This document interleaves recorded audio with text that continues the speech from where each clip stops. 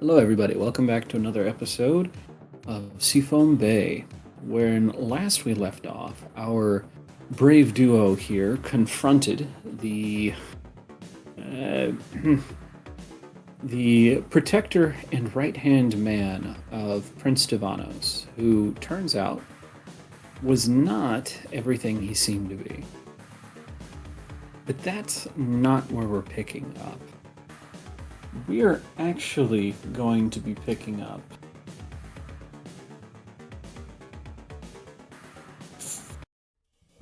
there we go. We're going to be picking up further in the future.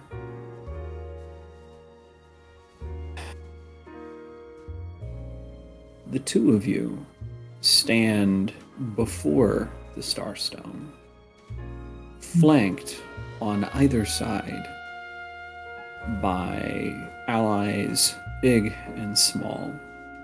Oren, let me pull up a list.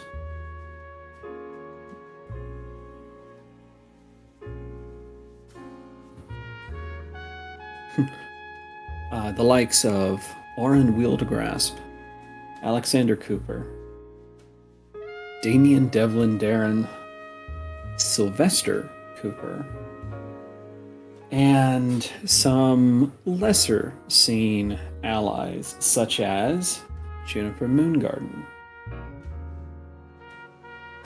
along with other members of your little adventuring party, such as Jasper and members of the Anchor, are standing, flanking you on either side. Standing before you is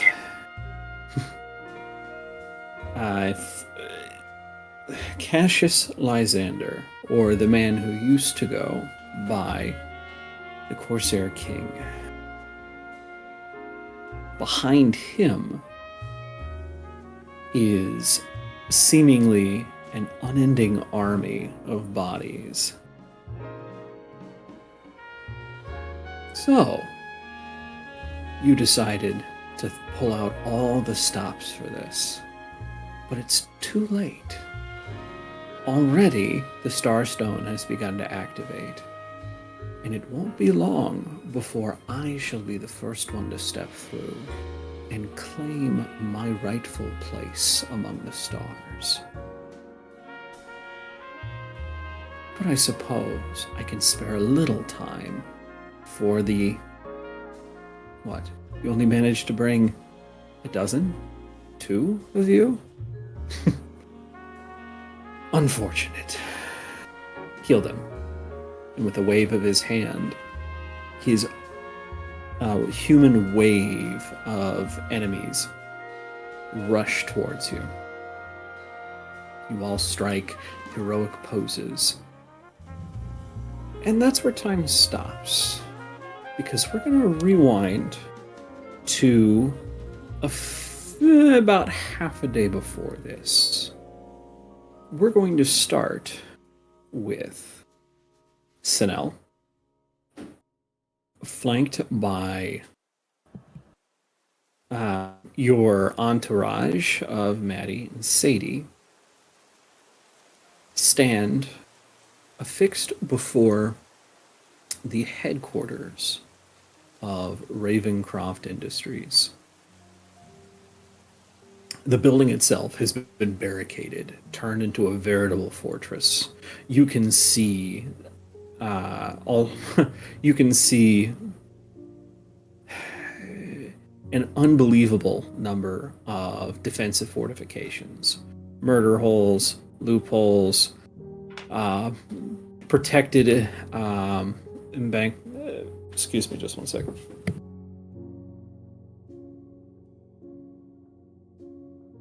Murder holes, holes of murder, murderless holes, which despite their name are actually worse murder holes.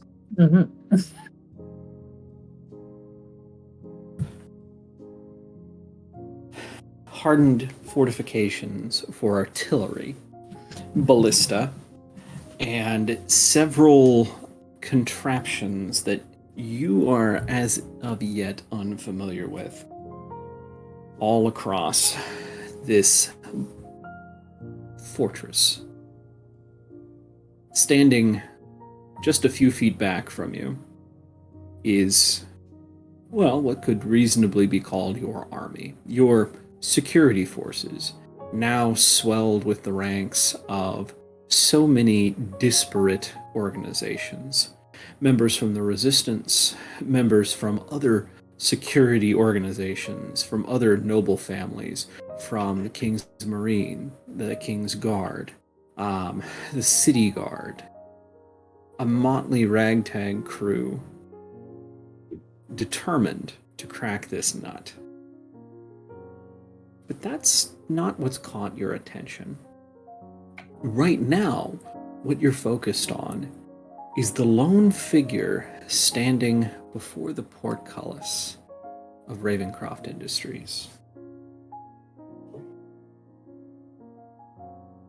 I'm trying to find the picture. Give me just a sec.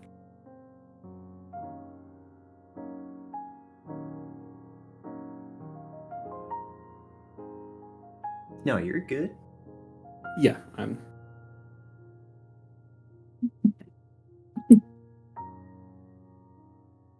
Someone that Sonel hasn't seen for a while.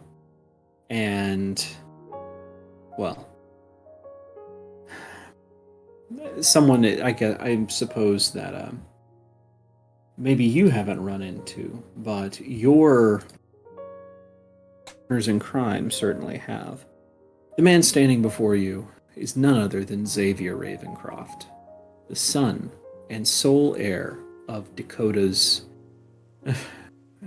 Ravencroft's industry and fortune.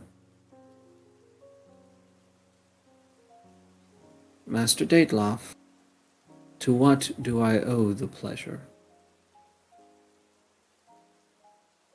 You know full well why we're here.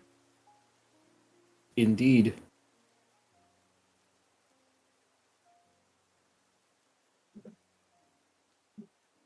This is your only opportunity, Xavier. Stand aside. He looks down. In one hand, at his side, is a revolver, and at his other, still sheathed, is his saber.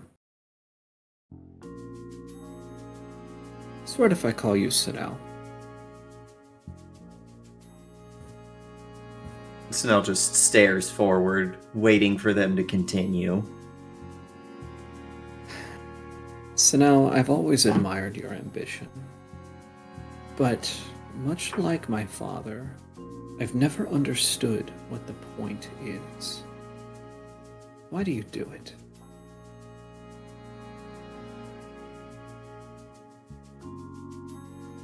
I do what I do now, the people here, to become, if we survive whatever it is your father has planned for this bay, part of the legend.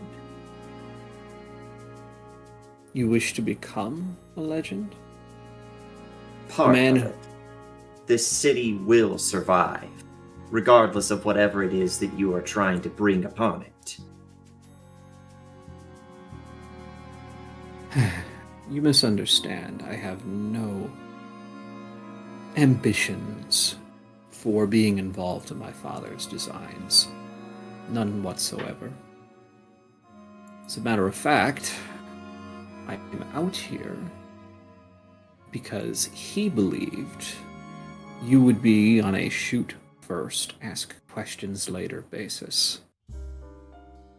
Apparently, he says, surveying your army, he was wrong. Your father misunderstands one thing about me and about Seafoam Bay. What may that be?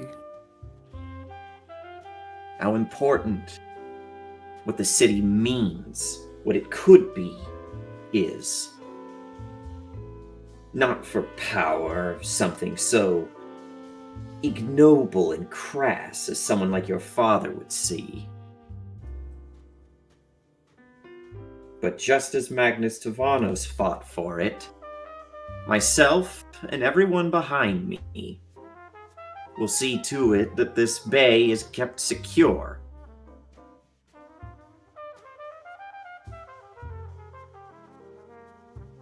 Master Dateloff, I would like to work with you on one condition.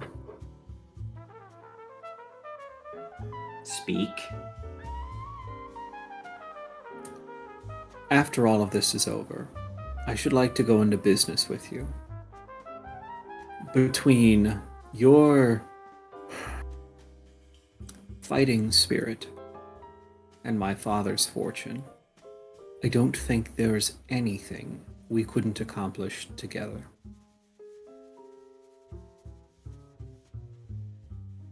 And for the good of the bay.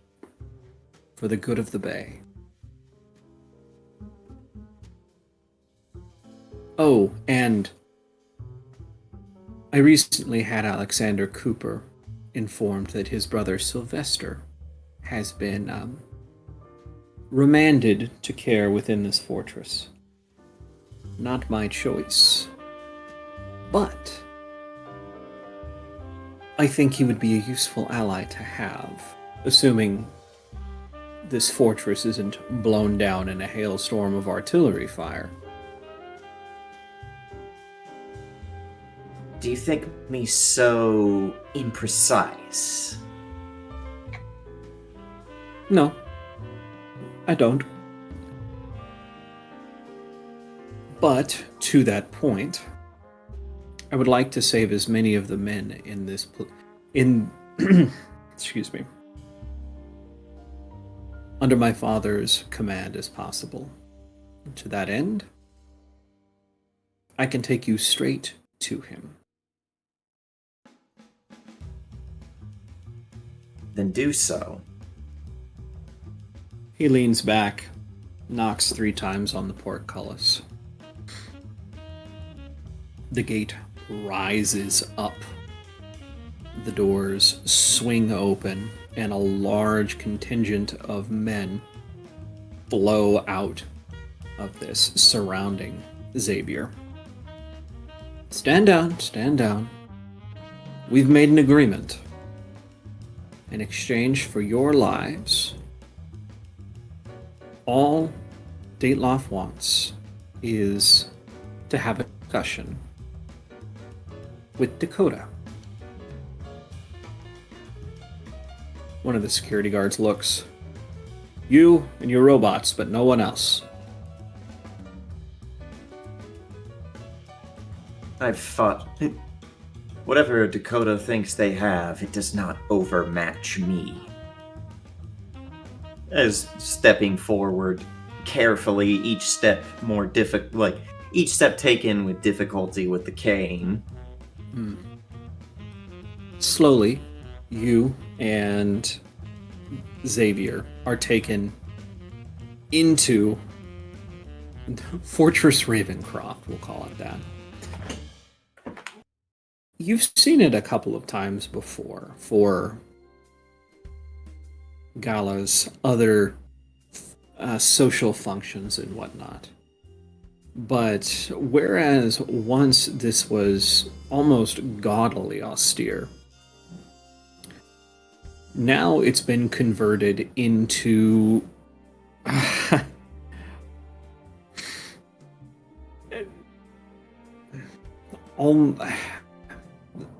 trying to just figure out how I would describe this. A nightmare for anyone wishing to breach it. Before long, you find yourselves up on the highest floor, on the opposite side of the building, facing towards the bay. The doors are thrown open, and you, along with Xavier and Maddie and Sadie, are ushered inside. Standing behind his desk, arms folded behind his back, facing away from you, looking out across the bay, is Dakota. You can see he's looking at fire, smoke coming up from Castle Tivanos. Ah, rather unfortunate. I would have hoped you had been somewhere, well, easier to get to, Mr. Dateloff. Aye. And unfortunately for you, you were never quite good at this calculus. I don't know exactly what you mean, considering I took your minds. I took your genius. And, well, if you can't design a steam engine on your own, you know what they say. Copy it. And turns around to face you. But he wasn't expecting to see Xavier. Xavier, what are you doing here? What is the meaning of this? Father, I'm only going to say this once. You need to step aside and let people with interests other than money take control. Other than... I don't... Money is the furthest thing from my mind right now. Do you know how close we are to controlling the Greater Bay? Already the suburbs and the Diamond District, along with the Raven Quarter, is already under my grasp. And it won't be too much longer before Castle Tavanos is ours as well. You think I'm just going to give up on the precipice of the greatest day of my life? My father didn't give up either. And now there's another father about to be taken down by their erstwhile son.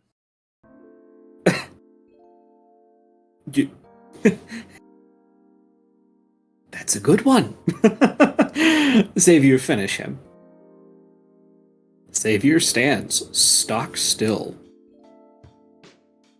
Xavier, I told you, take care of him. Oh, Ravencroft, Sinel says as they reach down and pull out their old revolver, their original from those adventures long ago, flicking it open and starting to load it cylinder by cylinder. Very funny. Xavier, just... Do you recognize this design of mine, Ravencroft? It was my first. Perfected yes, over a decade and a half of time. Guards, if you would be so kind as to open the door, please. And the doors do... Go ahead. I want to know something, Ravencroft. What part did you have in killing Eris? Who? Oh, the whore who thought she was an angel. Clicks the cylinder in place. And at that point, the doors do swing open and the guards move in. But Xavier puts up a hand and says, "You will take no further. You will step no further. After all, I am the one paying your paychecks." Go ahead. Maddie and Sadie in their combined, what was the name of that movie? Something Steel with the fighting robots. Real Steel. Yeah, Real Steel put their fists up together, saying, where is it? Why couldn't we be friends? To the guards, until they start to stand down. They take a step back, and then Xavier says, "Go fetch Sylvester. Bring him here. Post haste." And a couple of them run off. Dakota has turned white as a sheet. You didn't answer my question, Ravencroft. You can't... I pay these men. You should be listening to me. Xavier shrugs and goes, "I guess money doesn't buy everything." Now, Eris? Oh, wait. I'm sure we could find some way of... Please, just put the gun down and we can discuss this amicably. I am very saddened by the death of your bodyguard. And Before he can finish, after he starts fumbling after bodyguard, Snell just points and shoots him square in the in the forehead. there's a splash of red across the window behind him as he falls backwards. Friend.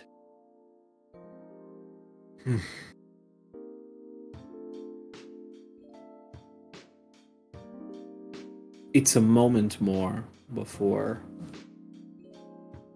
the guards that left return with Sylvester. He's been given back his fine clothing, reminiscent of Cooper Estate, and they've just taken the cuffs off of him.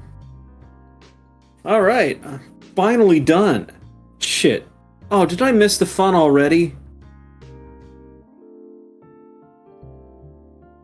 I'm sorry that it had to be this way, Sylvester.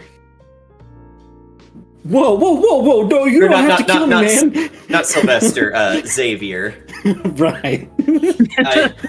For a second, I'm like, Sylvester. Oh, shit. Started in this way, buddy. That vision we saw of the future ain't gonna be. And I just start cutting every character down.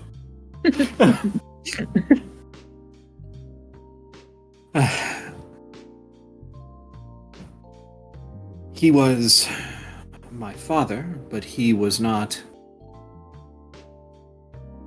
a father. It's no loss to the Bay. And in time, I'm sure I will see all of the good things he did for us. But for now, there is nothing. We must hurry. If the dispatch I was given reads correctly, it sounds like the Resistance and others are needed down below for one final push.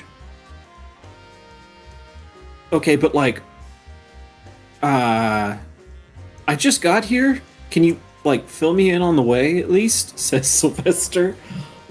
Snell twists the revolver in his hand, pushes it into Sylvester's chest, and says, "Don't go losing another one of my originals. I'm no good down there. I'll see what I can do from up here." Shit, you got it, boss man. And we're gonna cut from here to to Dawn. Mm-hmm. It's taken hours to get to this part of the Underbay. A nondescript little pocket of salt flats.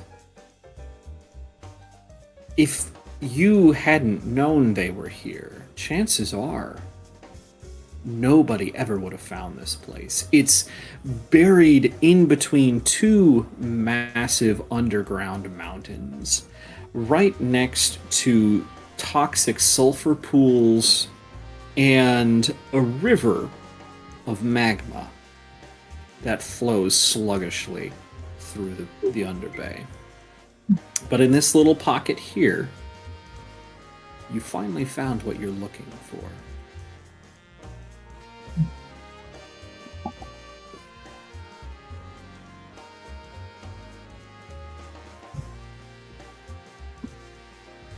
Let me see here. Oh.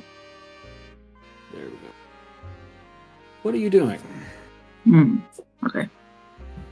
So, almost out of instinct, she was able to find her way here. And now she understands well, she knew, she had a feeling, but it just grew stronger as she got closer. So as she stands here before it, she finds herself hesitating, but not necessarily out of fear, but maybe out of shame, and looking down at all of her other relatives. You do see one spot. A spot where it looks like a person has almost lifted themselves up out of the salt flat. A shape that looks eerily familiar.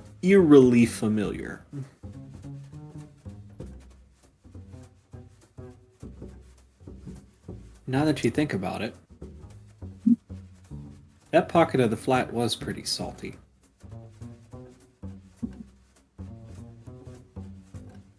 Yes. And so looking out at everything, while she's tempted almost to destroy the rest of them, she knows that they're needed for this.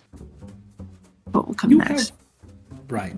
You do have one of two ways of going about this, you know. You could bring them, awaken them, and pull them from their sleep the same way you were, living, breathing, flesh and blood. Or you could leave them to their sleep, but use their bodies as constructs, beings of salt, unhindered by pain, not awake, not conscious, unable to suffer, obedient to every command. But when the figures are destroyed, that soul is permanently severed from this plane, their body no longer here. The choice is yours.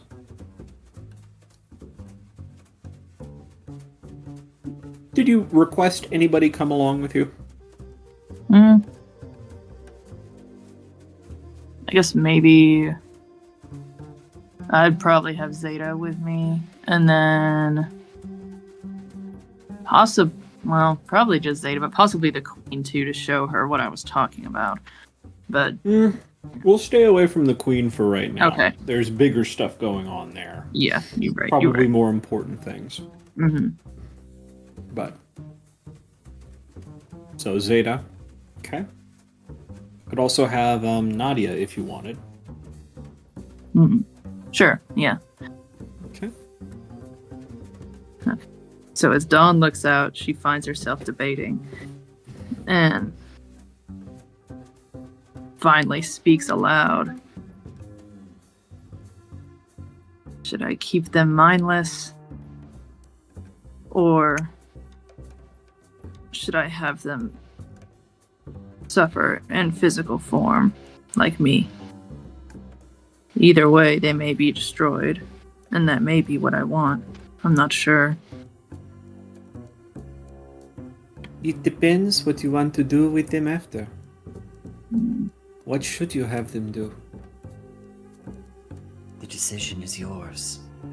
We cannot take that away from you.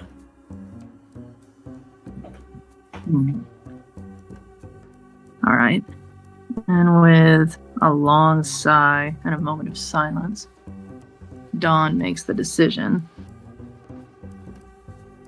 to free them from their salty prison.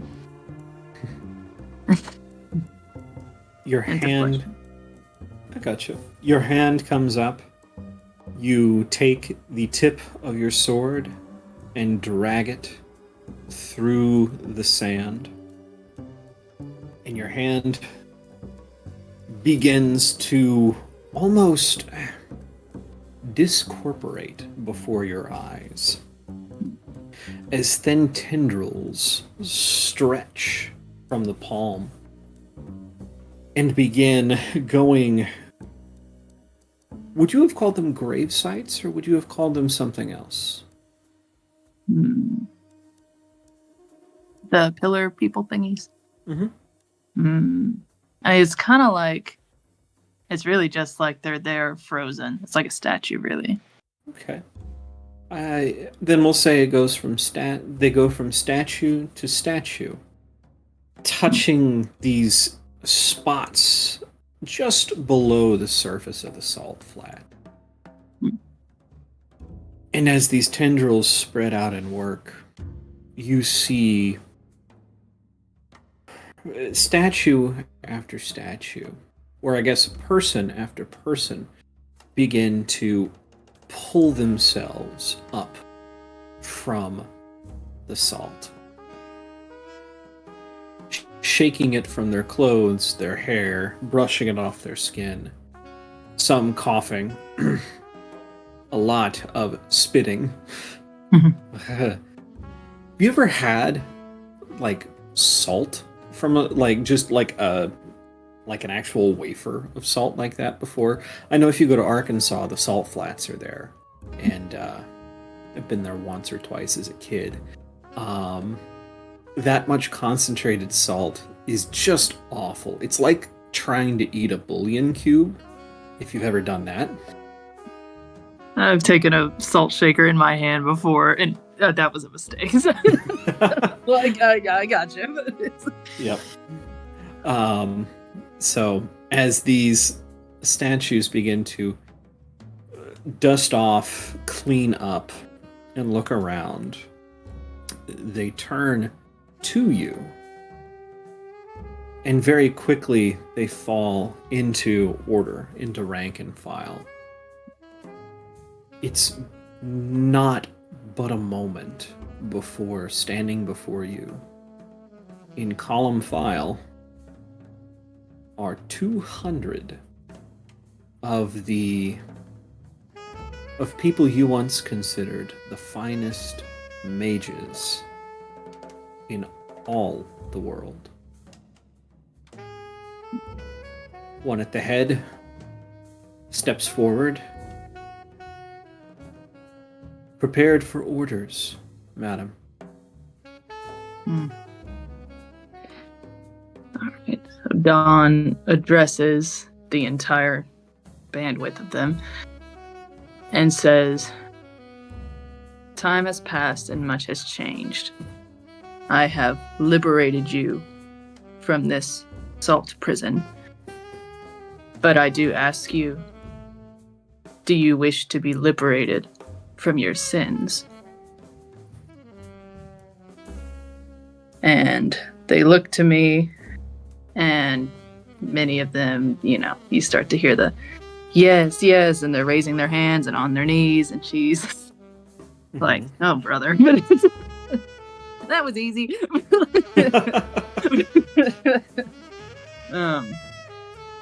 But yeah, that is cool because her paladin thing is the liberation cause.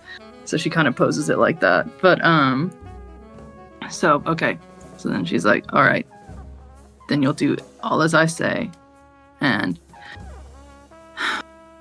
you may not survive, but consider that the price that you are willing to pay.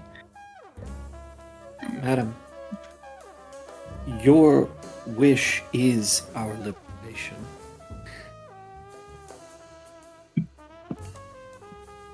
As you say.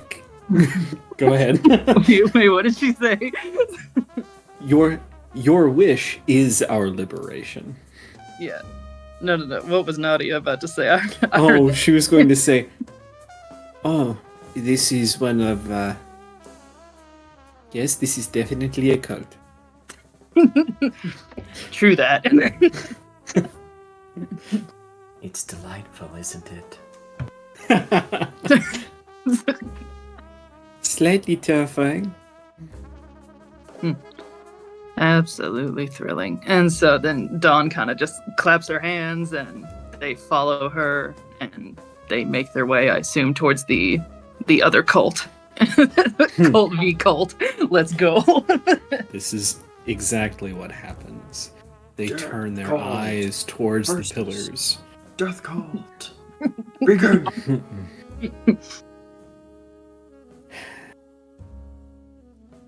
And we're going to cut back to...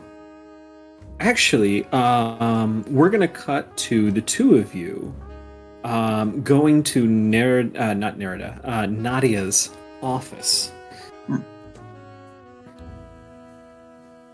As you see, there are several dead people who used to speak in bad French accents strewn about the office.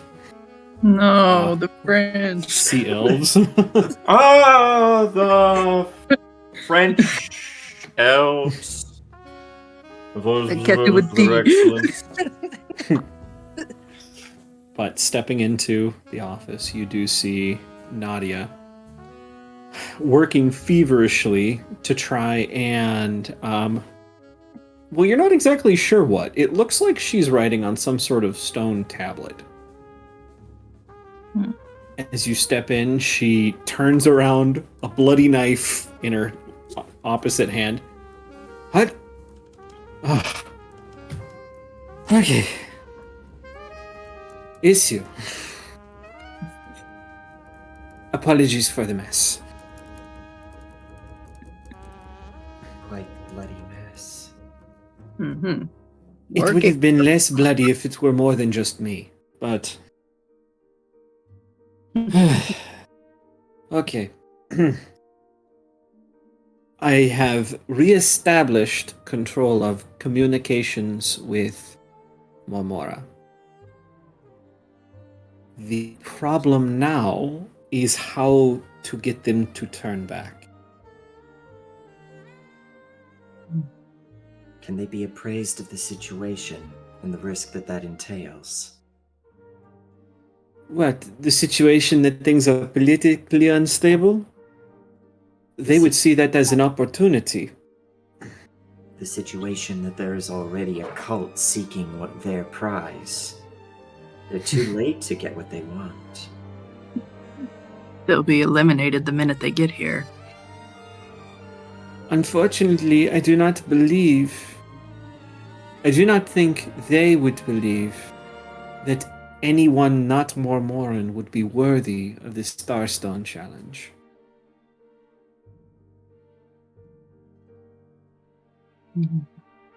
That leaves us with precious few options, then.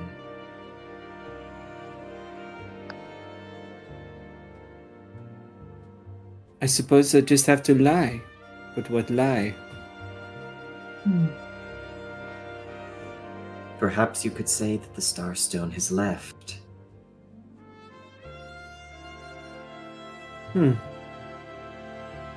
I would need help constructing that. Within the library, there should be more information on the Starstone. Perhaps We don't- enough that we can fabricate a lie that it left. We don't for- have time, unfortunately. You don't want to know how much time before they reach the bay. I'm going to need to rely on you to help me format this properly. Use your legalese, man. Yeah, fortunately for you, I'm good at this. One could Go ahead. say I was born for it. Go ahead and roll either. What is it? Lawyer shit? Legal. Legal! Legal lore! I'm gonna make a EULA to end all EULAs.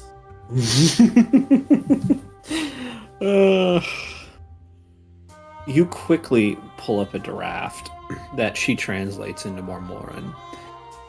What do you say to dissuade them of, or to basically convince them that the Starstone is not here? Has it been destroyed? Has it been moved? What are you thinking? You could always give them a different target.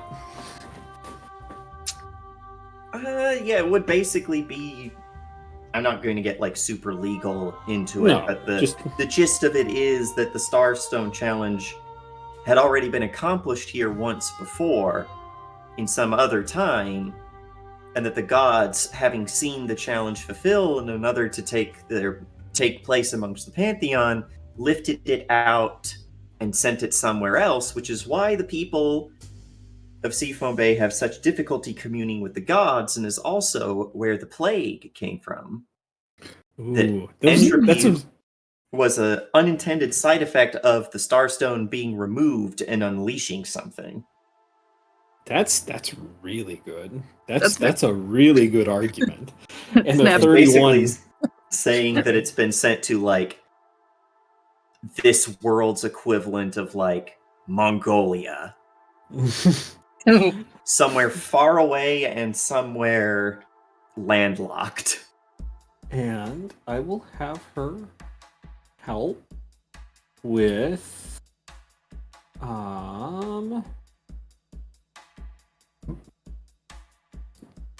oh, that's right, it's not a PC. Okay, so that's a plus 14 on hers.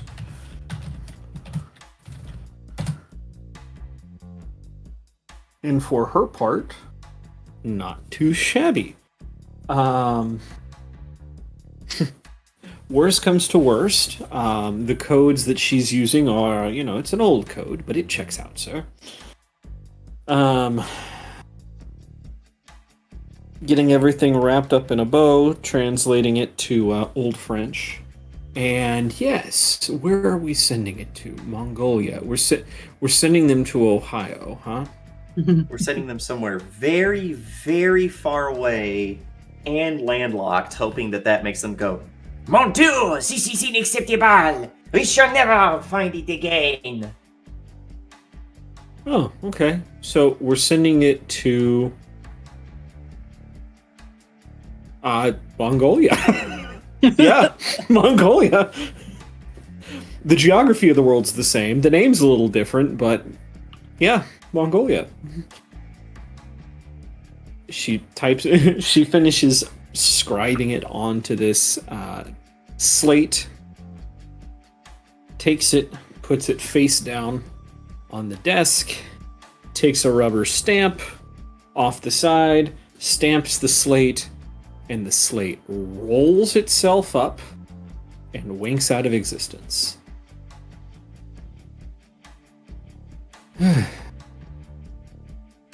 Well, that will either work or it won't. We don't have too long to find out which. But I suppose... We hear out in the bay.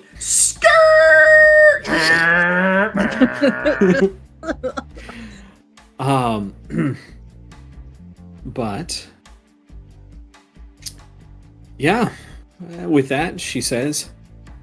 So I suppose we have an army to rally and then go kick the asses of all of the cult members currently trying to destroy the bay? Yes. Yep. Lovely.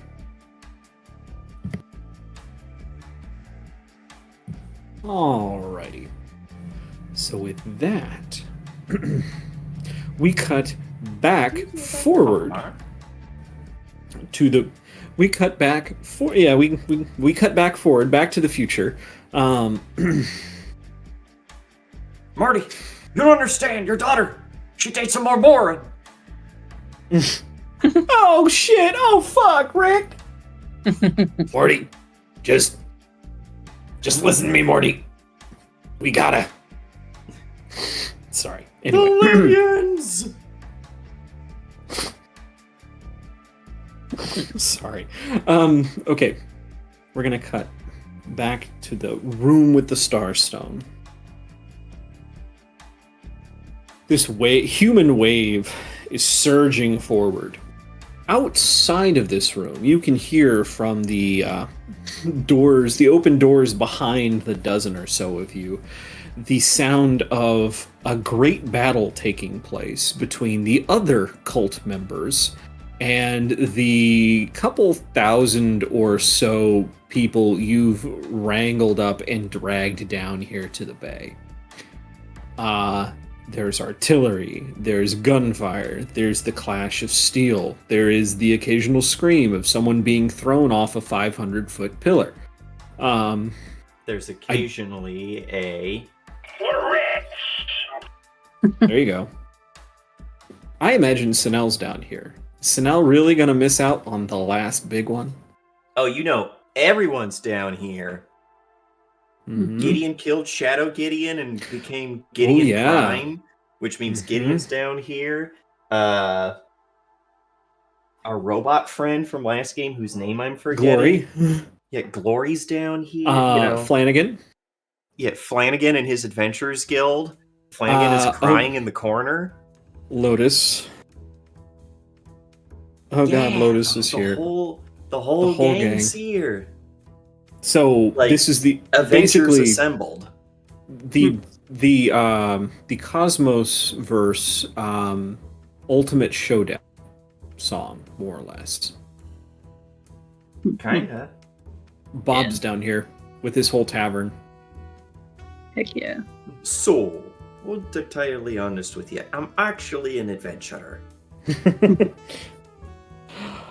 And that leaves you and your friends here.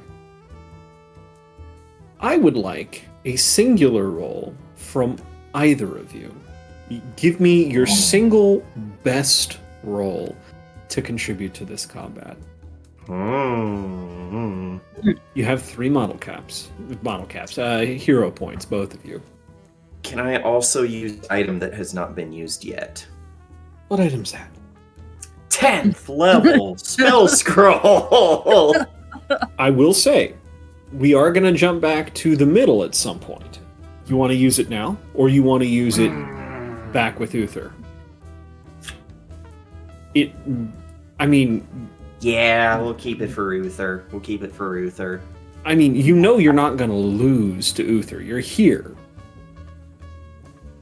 But also, it would be just way more vibe to use against Uther.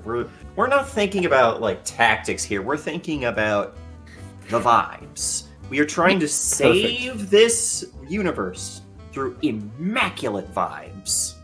Perfect. So, that's fine. Go ahead and give me another roll. Whatever roll you deem appropriate, both of you. Can it be another spell? Because I want to use that spell and it just sounds cool. Hey, Heartless Halo, thank you so much for the lurk.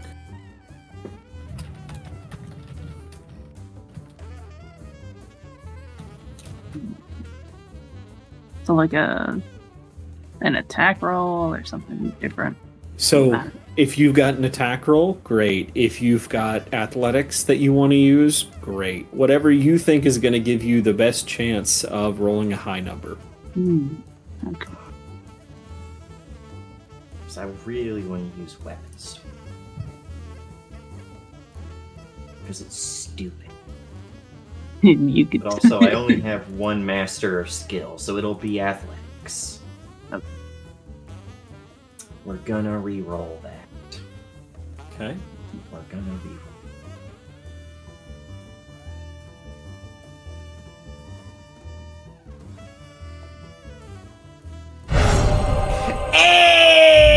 Ooh.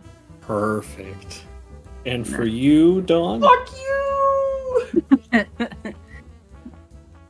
Take one of these. Work. Ooh, I'm going to re-roll that. I'm re-rolling that, yeah. Okay. Man, why are your dice looking like cheese?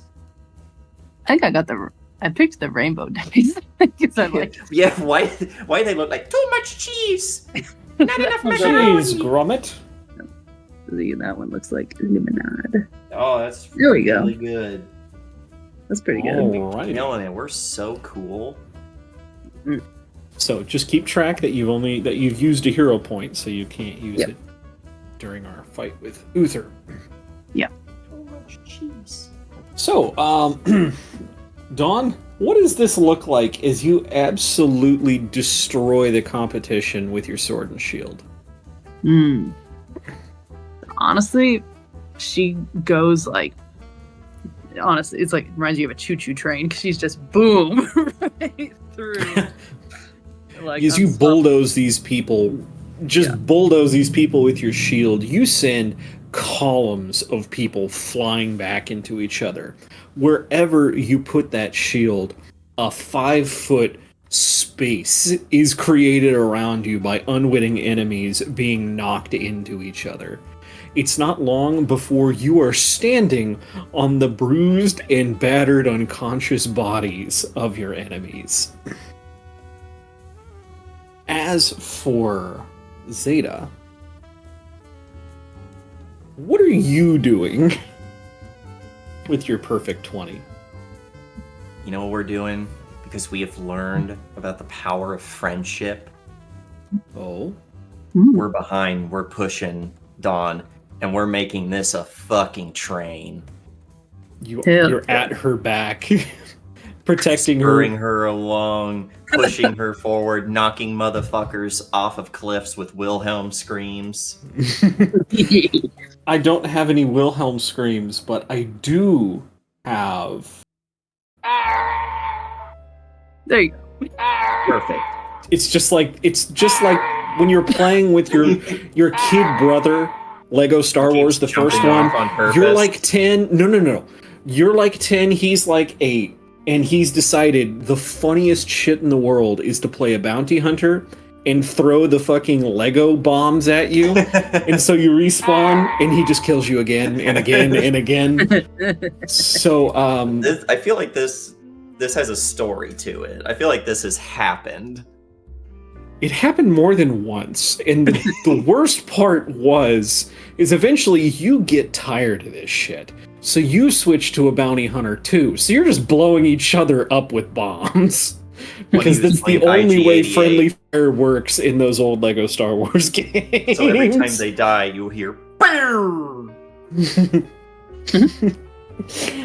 But the numbers begin to climb as you slowly create a mountain of bodies underneath the two of you. Slowly but inevitably working your way towards Cassius, standing before the Star Stone, this giant structure. It's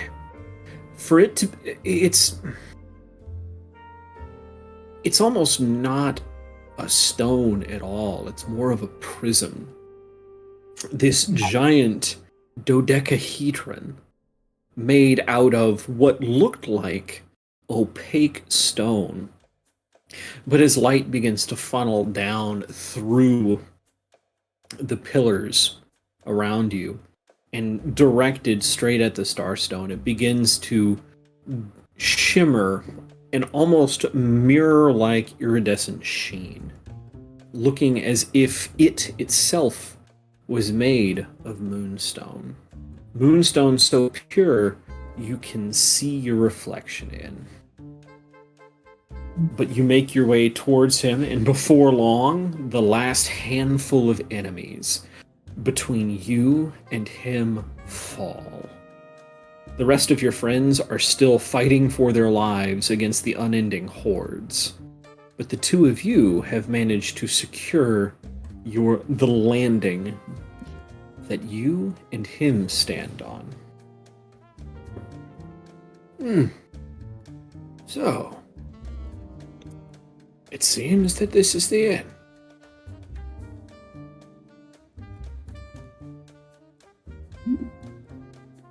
For you, maybe. Lingered too long in this world. Not if someone were to. And almost as if he's contemplating something, he turns and as quickly as his broken, hobbled body can stand, tries to rush towards the Starstone. What do you two do? Okay, so here's my question. Since we don't really delve into the mechanics of it, how do I put this motherfucker in a soul coin? Oh, that's great. I love this. So,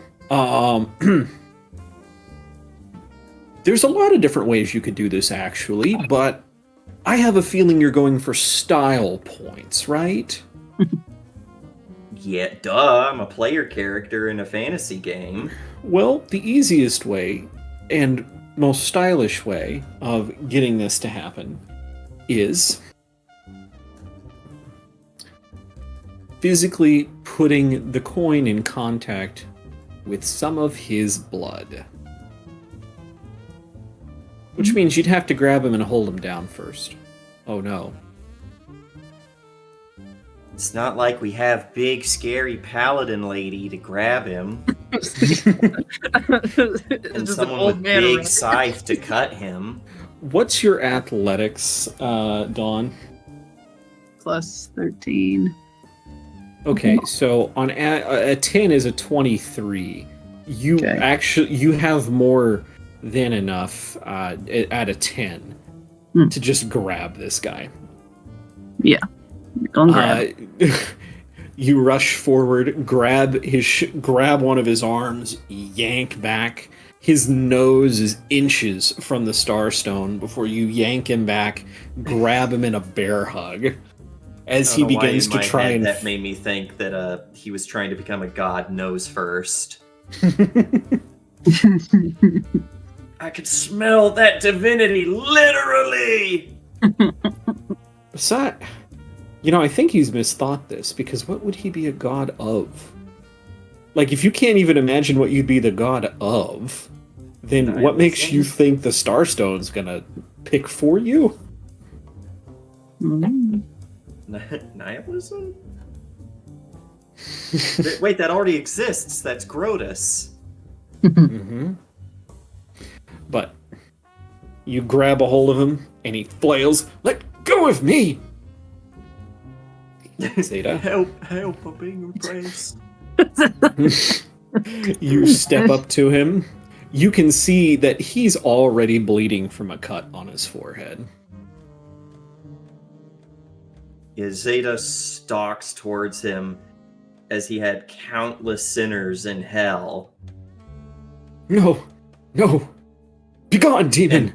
And lets go of the scythe as it disintegrates back into hell stuff. Reaching into his coat, light from the Starstone behind him catches the glint of a soul coin. What are you? No, please, anything but that! Kill me, torture me, anything but that! Every sinner earns their punishment, and you've more than earned this. Reaching out to touch his forehead with it, but just slow enough so he can get his last villainous No!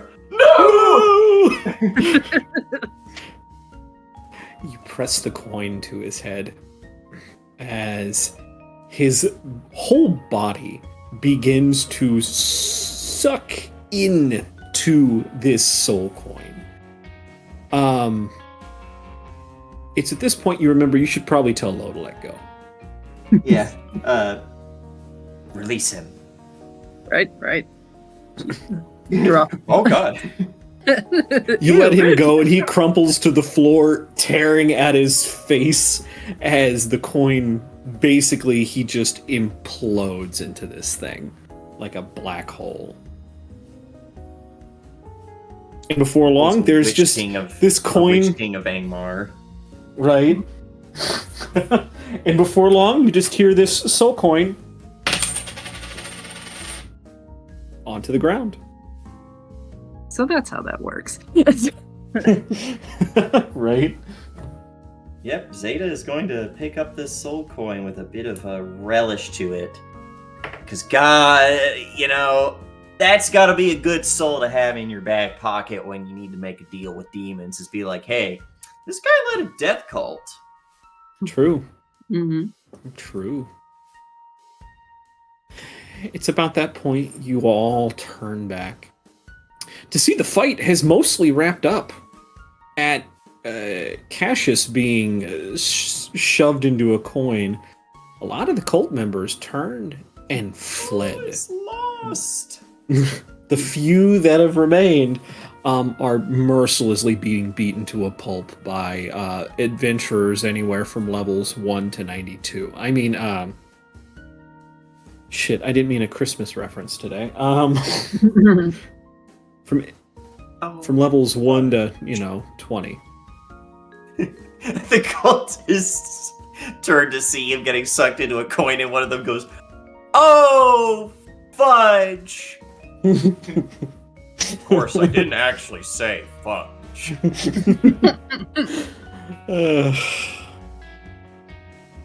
But as you all stand there in stunned silence, not Sylvester Flanagan comes out from around a pillar. Did we win? Fuck yeah! Dioji, where are you at? Looking for his dog. See? I was so good. I was so good. I was so great. I was the best. I saved the world. Everyone else in the room just comically sighs and shakes their heads as the laugh track plays. People begin to patch up their wounds as more footsteps come towards the door. But instead of finishing that, we will cut back to this right here, maybe. Yeah, this right here.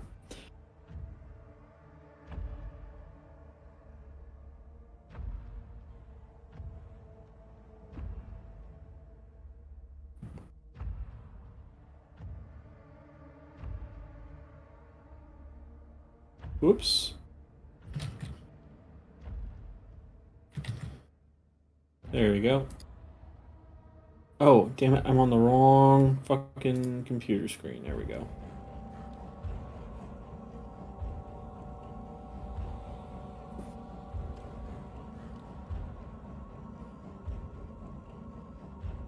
Uther stands before you. The three of you.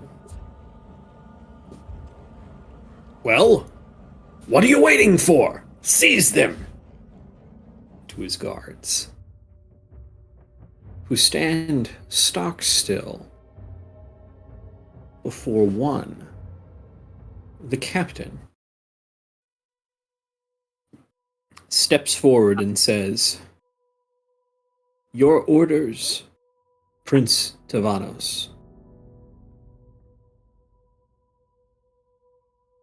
As you turn to look back up to where the Jack of Kings had been, now uncloaked stands Sebastian.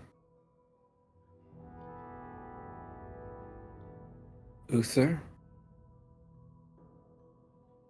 He turns. Sebastian.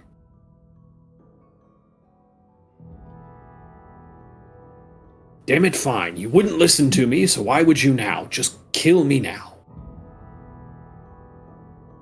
Uther, I've listened to you my entire life.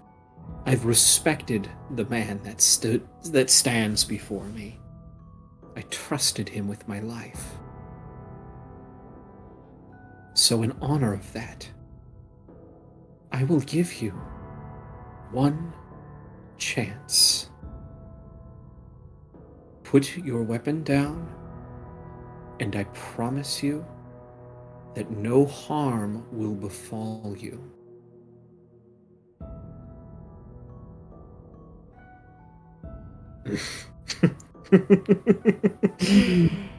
You really think that I'm going to be duped by a brat like you?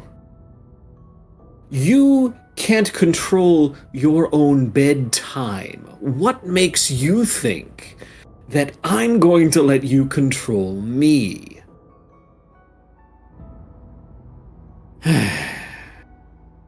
But, seeing as this is an unfair fight, why don't we make things interesting.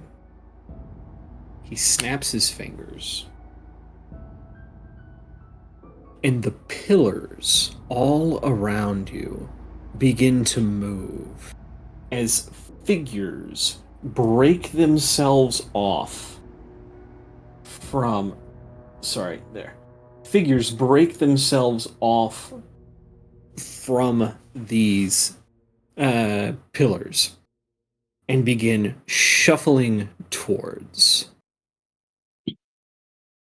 The captain yells, "Form up! Protect the prince!"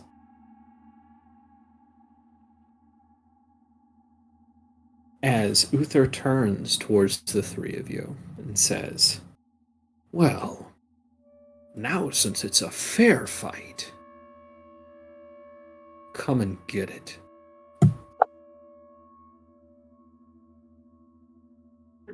And let's go ahead and get some initiatives. Oh. Why are there, like, oh, because I didn't end the last encounter. Give me 2 seconds. There. I was about to say, Asesinos! Not again!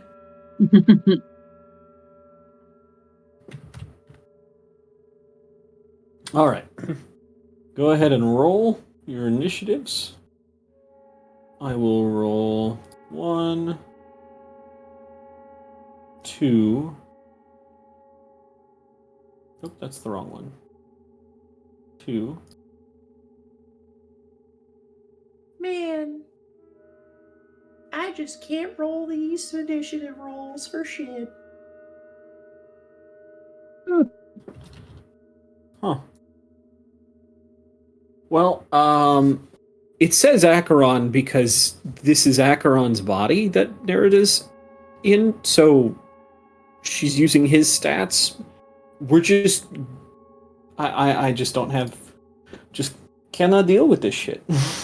Yeah, that makes sense. Yeah. And she rolled a 1. Jesus. Oh. Rolled a 1 and still almost beat me.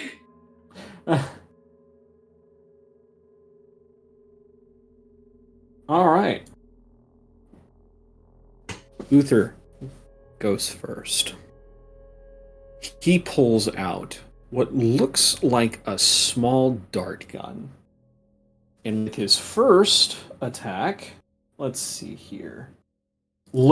Still looking at Sebastian.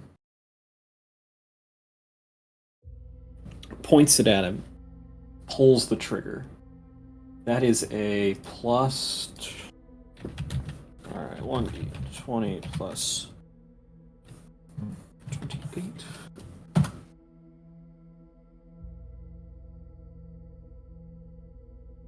Yep, that hits. Whoa. And you see this dart come flicking out the front of this barrel and stings Sebastian right in the neck. As he reels back, clutching it, Uther, "It's not gonna kill you, just like training. Get back up."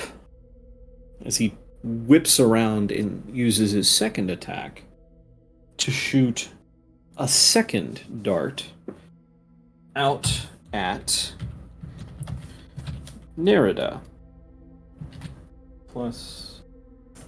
Well, I hope this hits.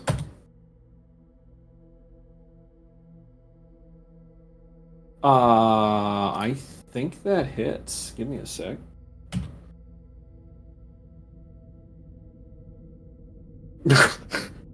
Never mind. Yes, that fucking hits. That's another crit. As it stings Nerida right in front of you guys. And you can see this second bolt has a trail of arcane weave attached to it. tethering her and Sebastian together. Great. Now we can get the party started, he says. He's going to use his last action to 1, 2, 3 get into melee with Sebastian.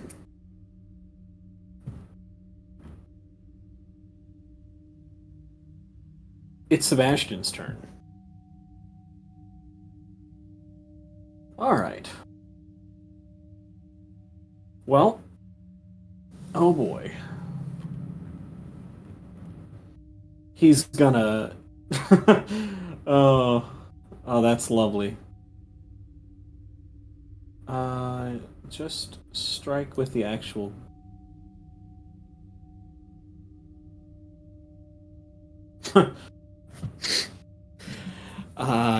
his first... Oh. Yes.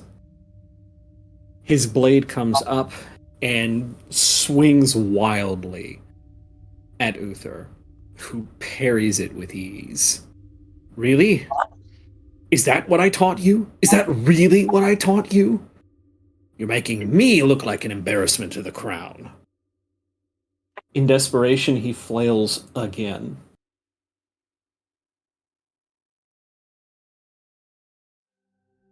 No better. It looks as if Uther is toying with the boy. You realize the difference between our practice is over 100 years, correct? I always told you to never get into a fight you couldn't finish. Just taunting this boy mercilessly. Sebastian, understandably terrified at this point, is going to try and step away from Uther. Do you guys... I'm going to give you guys an opportunity to help Sebastian here. Where should he run to?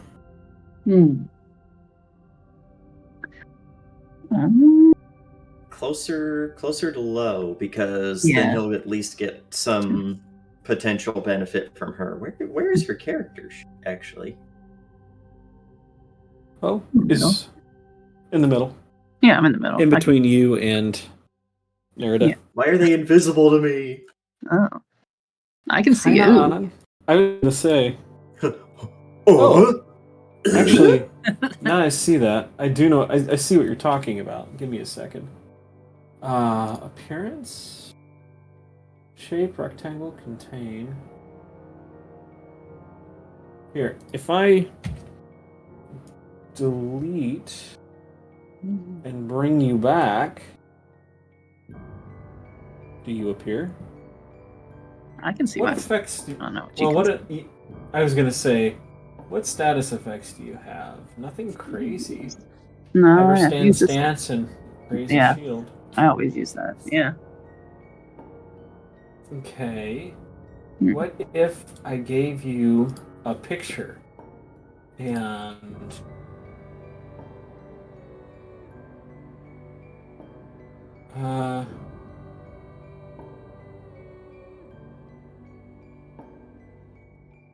what if I gave you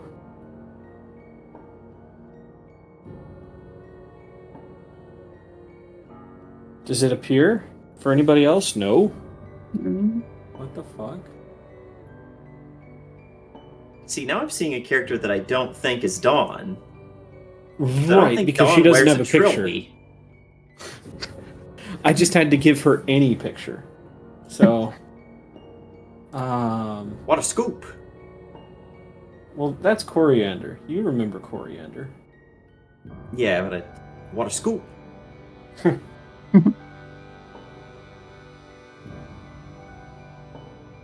How about that? It's a placeholder. That's all it is. I'm good with whatever. Works for me. Yep. He stepped. He made. What was that? 20 feet.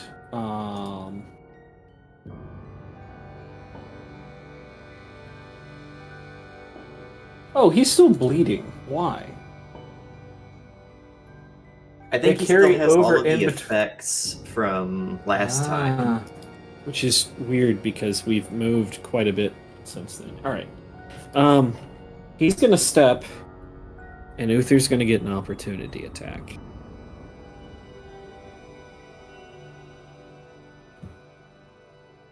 Oh, this is gonna be bad, isn't it? This is gonna be bad, isn't it? Oh God. Ah, Oh, it's so bad. He's dead. He's so cooked. We'll see. Oh, he's cooked. Oh my God.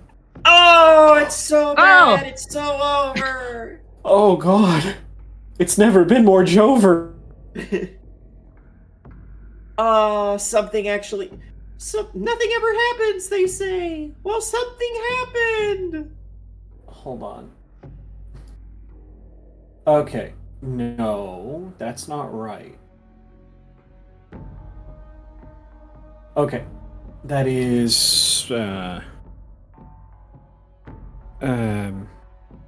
it's 66, right? I have to do this manually. It didn't update his current health. I gotta fix that. So he's down to all right.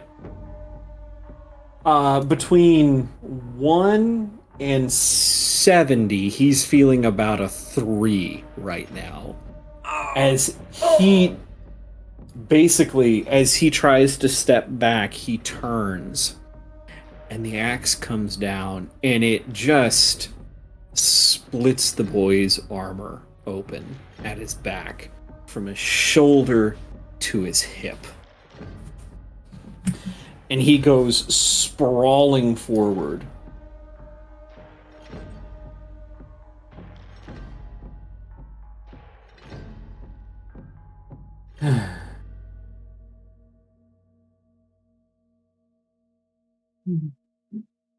And that's Jack's turn. It's Zeta. I think it's time. Mm-hmm. I think it's time we bite and blast. Why is nothing working? Why can I not measure distance? Give me a second, I'm gonna reload this. Oh, it logged me out of Forge. Huh. That's fun. Pack launch. Who am I? Garza, clearly.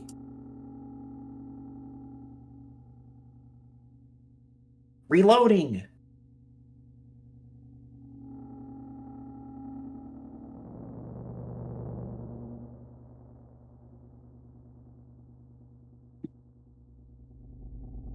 Okay, I'm here now. Yeah, I can actually do things again. Sweet.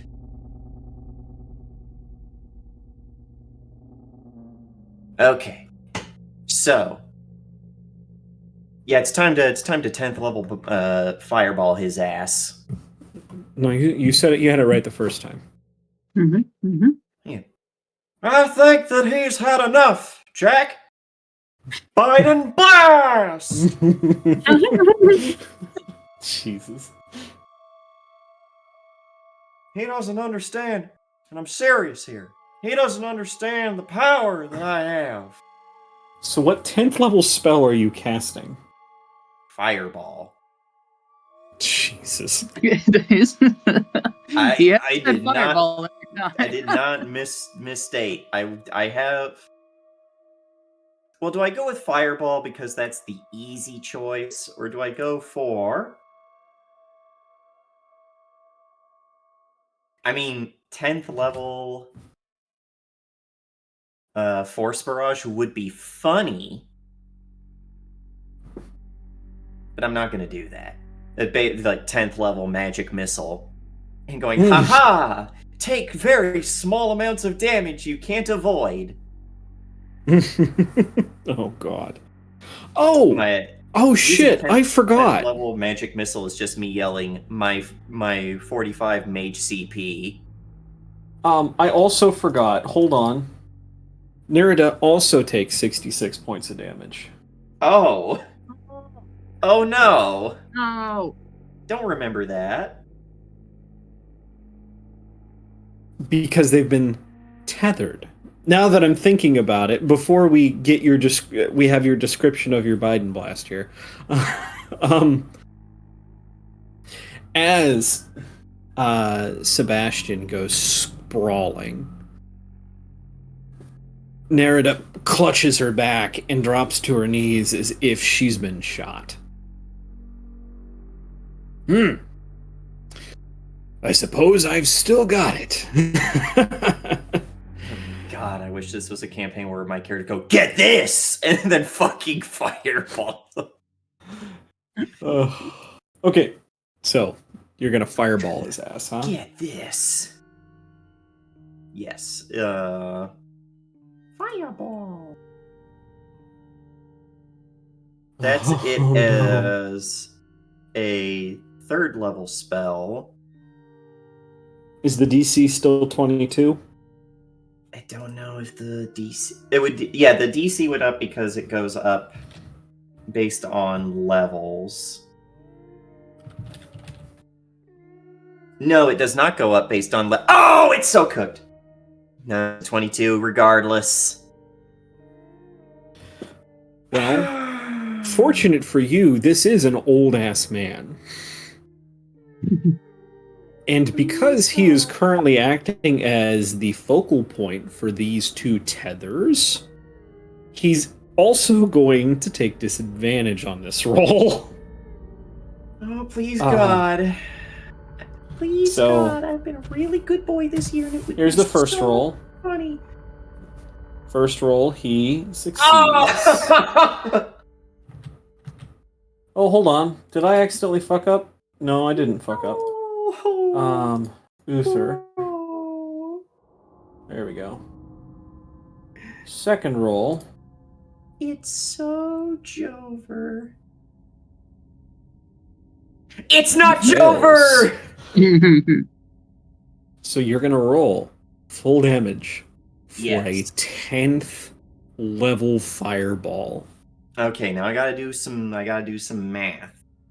6 is at 3, 8 at 4, 10 at 5, 12, 14, 16, 18, 20d6 fire damage. 20d6? Yes, because it goes up by 2 each time you heighten it. Jesus. Please, God, it would be really funny if there were a lot of 6s in here. How much is that? Oh, that seems really bad.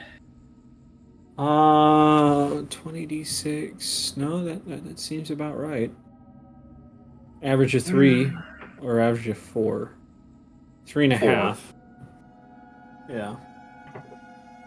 I think. Let me do some calculator. Hey, you want to use your hero point to re-roll? Let's see. We had 1, 2, 3, 4. There were a lot of 2s in there, but we had an equal number of 6s as 1s. Average damage on that is 70. Fuck it. Let's re-roll. We love casting spells. Can you re-roll damage? No, but I'm allowing you to. Well, I meant like, is there like a chat macro? Oh, I don't know. Please, God. Oh, Hey, it's better. It's a bigger number. We take those. Nuts. Die. He'll take that. Ooh.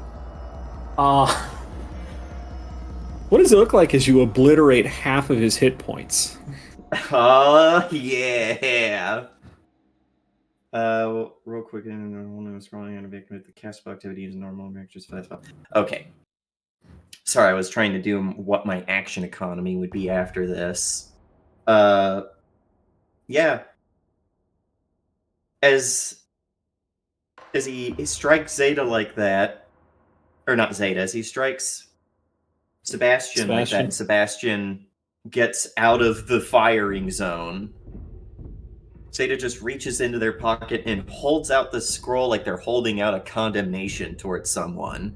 Like, it says you're a bitch! As all of the arcane sigilry and symbols and geometry on the page start to squeal and come to life in different blues and reds and yellows before all of the writing flies off of the page, uncoils from it like serpents, coiling into a spot just behind Uther, and maybe has just enough time to glance over his shoulder before all of it explodes out into a fireball of sparks and glitters and colors that are painful to look at as much as the fire is.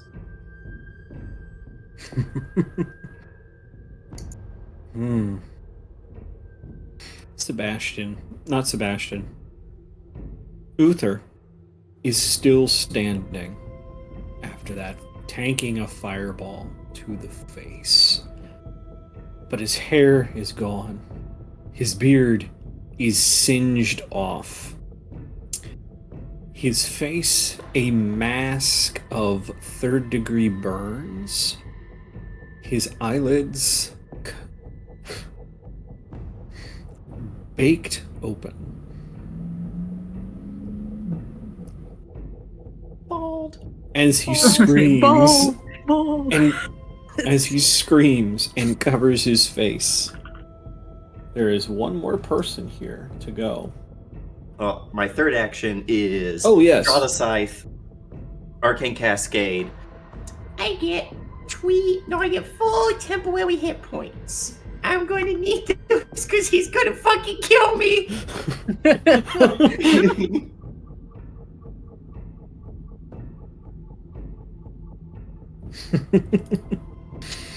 Okay. Oh, I'm so cooked. Oh, by the way, where where did you go, Lauren? where Dawn go? Where my healer go? Let me add you back to the fight.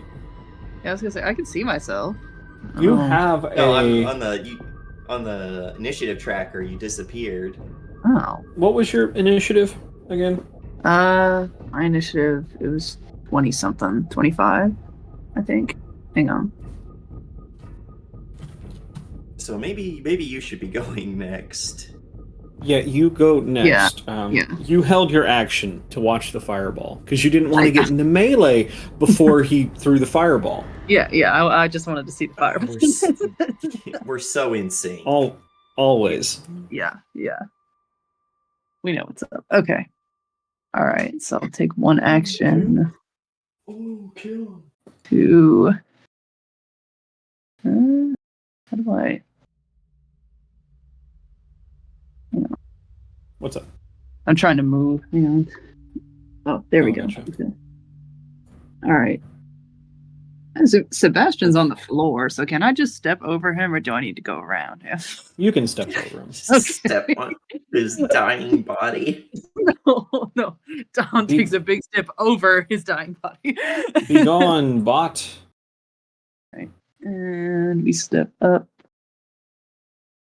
all the way to here. Okay.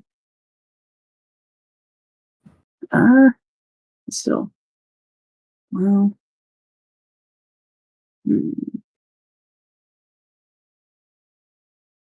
Yeah, we all take still him out.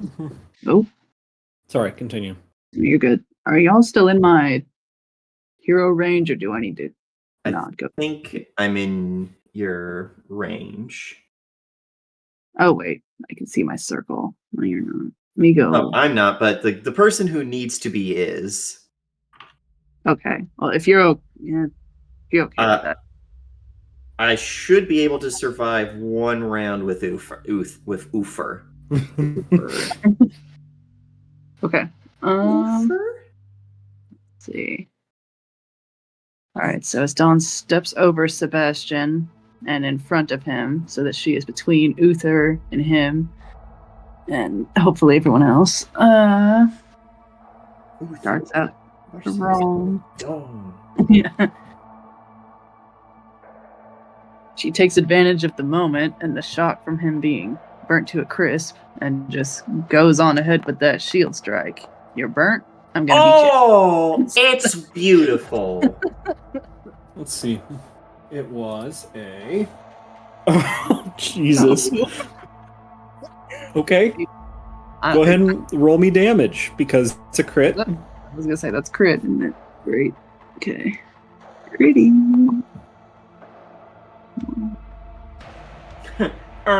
That's a crit.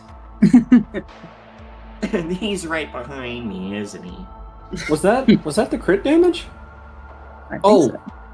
that's Yeah. the wrong button. Oh, I clicked the wrong. Oh, okay. Let me try. I think it's the boss. To roll the damage, crit damage on the boss. Okay. Like a boss.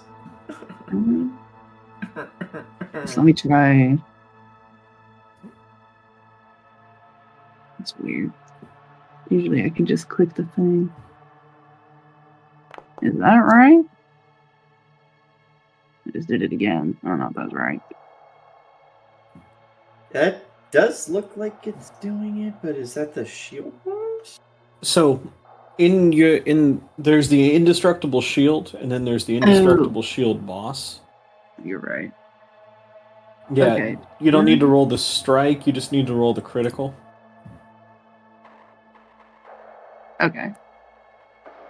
Yeah, no, I did. I did just now. I hit because I used the shield, and then I hit the critical button. Well, that? are you using the shield or are you using the shield boss? I think I actually used the shield for the strike. That's fine. You Forgot the boss. You just need to roll the damage off the boss. Oh, okay. Yeah. Okay, I see you.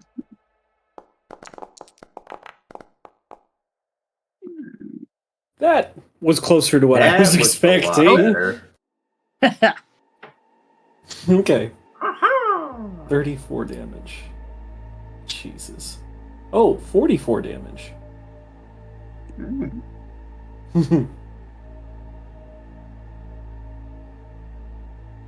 All right. Before we do any descriptors, do you have any more?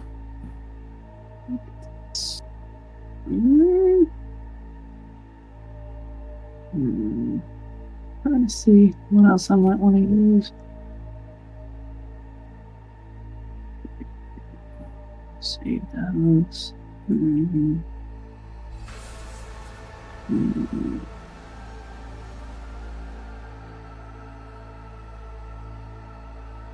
to see. That was level 7. I thought I got. I got an action that I thought was like not a disarm, but it's like almost like a grapple thing, kind of. Well, grapple is just a regular action you can take if you want. Okay. Yeah, it's like an athletics against their athletics DC, I think. You want to give that a shot? Yeah, I could try to disarm him or knock his ass down. Yeah, let's try that. Okay. So, Get down, old man. So, I believe you are the one that has to make the roll, but you're going to have to beat his DC. Mm-hmm. His DC is 31. Actually, sorry, it's his strength.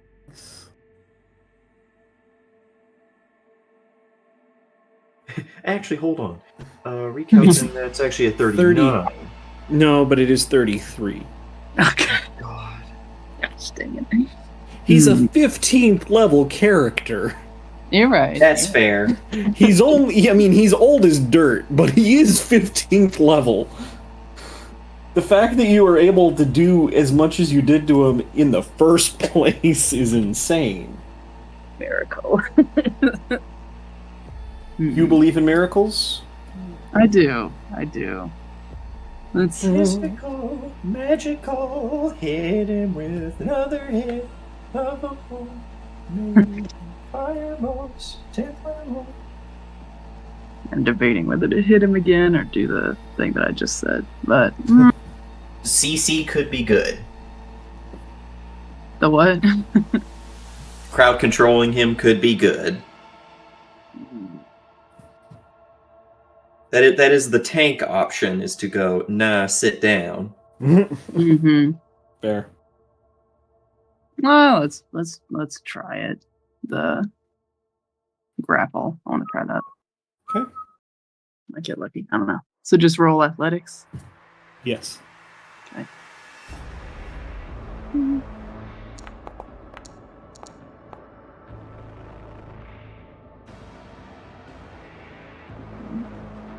Oh, Let's see here. 29. Not good enough. So close. So, your first strike, as he's clutching his face, you take your shield boss and smack him upside the temple, hoping to just knock him out. His head snaps wide, snaps, and then his unblinking eyes turn back towards you. You made a mistake. As you go in for the grapple, he knocks your hands aside. Slow and as in pain as he is still incredibly strong. You have... I think... Nope, that's your last action, isn't it? I think that was it. Yeah.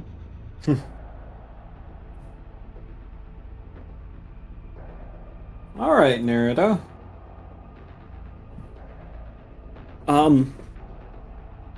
Nerida's incredibly pissed that he laid a hand on her kid. Gets up off her knees, gets into melee. Is going to try and make an attack.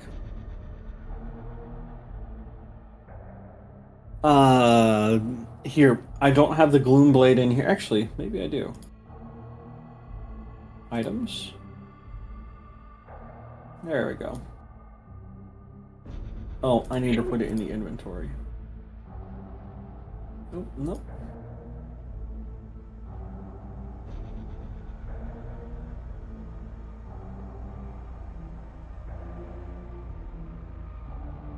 How do I equip it again? Drag it there into we the go. character sheet.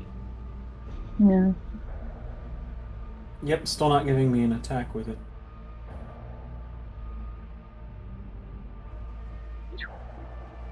Is it drawn? Yeah. Oh, that's not what I meant to do.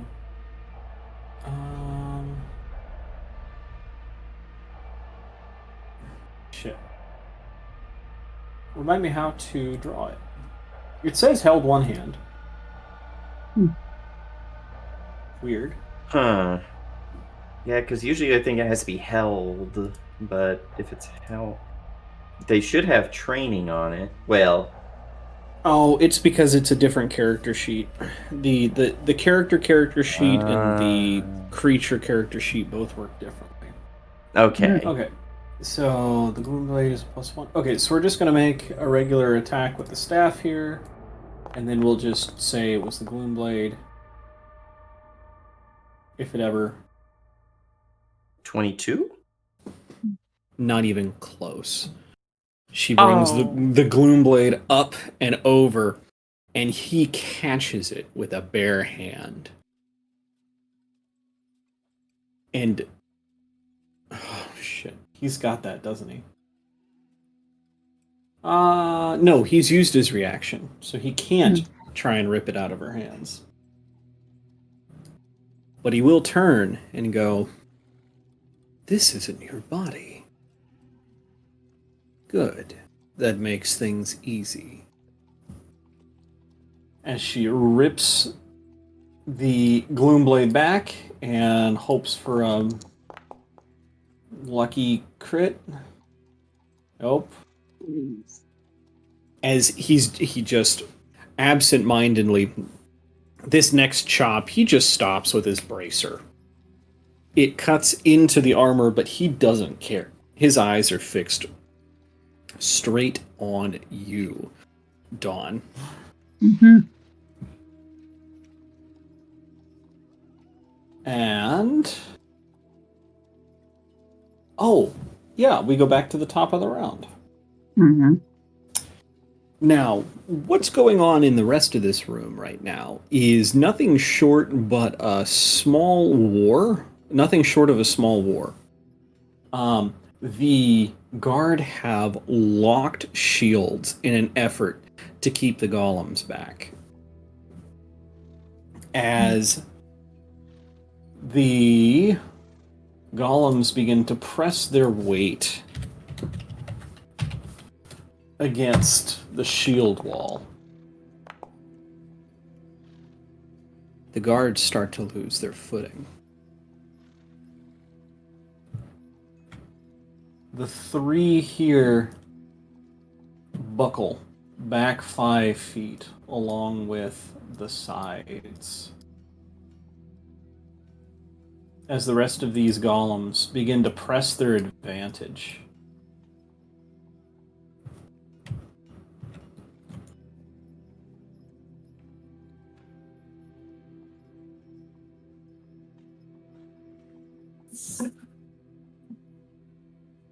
Now, Uther, at this point, thoroughly wounded and realizing that this is not going to be the easy fight he thought it was, is going to use his... let's see here. Okay, that's a second.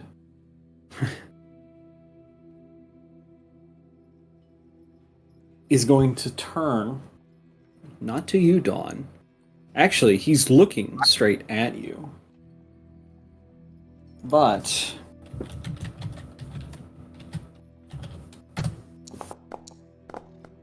without even looking, you dodge his axe before realizing it was not meant for you. Mm-hmm. And strikes true, hitting Nerida.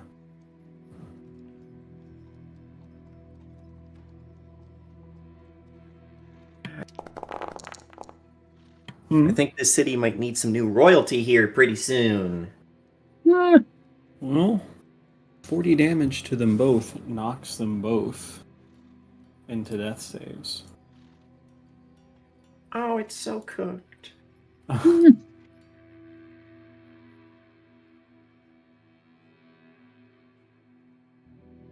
Hold on, Jack. You have HP, 0 HP, but you're not marked as dead. Why?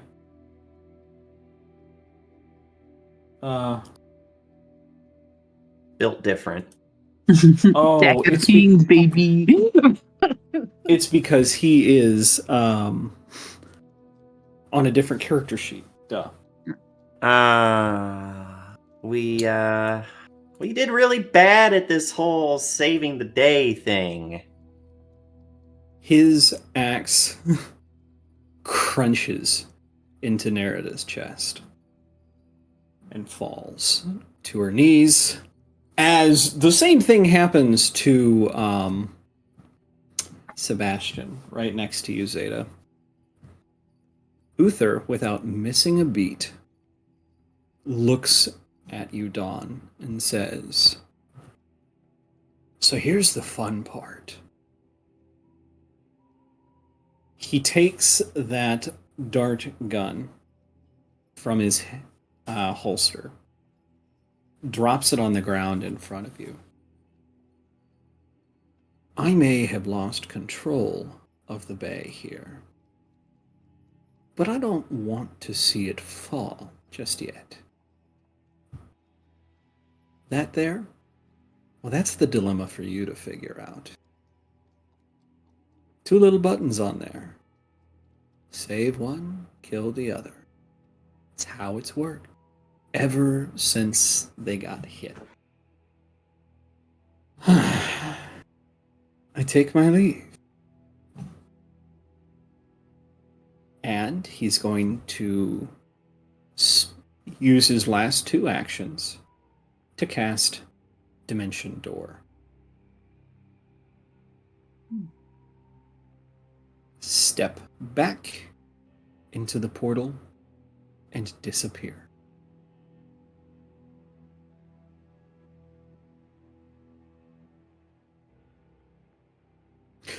So, Hmm.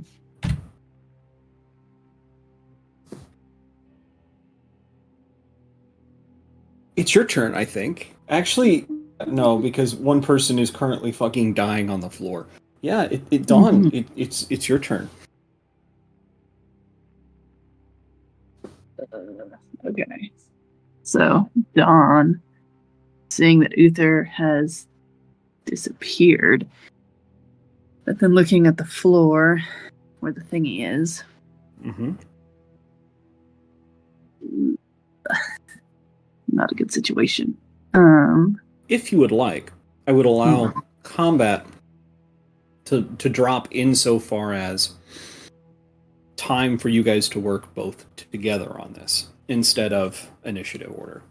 Would you rather that? Yeah. Yeah, that works. Do all the fuckies go away when he leaves? Nope. Oh, Freaking it's coward. so Jover. It's never been more Jover. It's so bad, man. Zeta, you see Dawn holding this, some sort of, it's a dart gun. What else can you call it? But it is what's tethering the dying forms of Sebastian and Nerida together.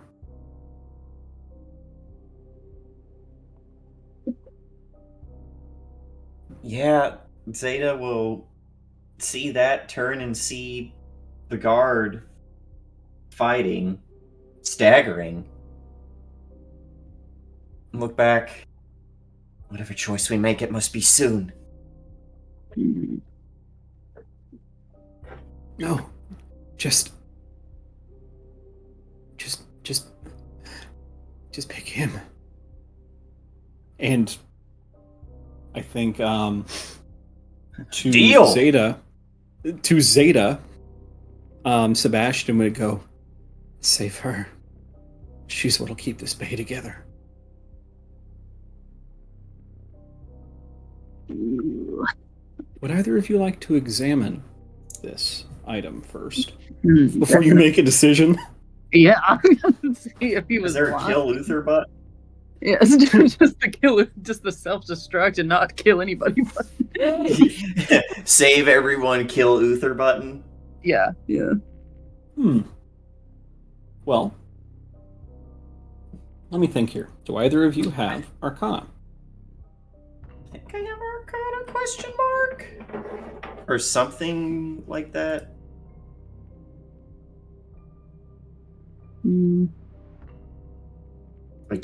I am trained in Arcana. Okay, My trained. My Arcana's not very good, but I have occultism, survival, some weird ones. So if, depending on what kind Occultism would work too. I can try for that one. Both of you make me some rolls.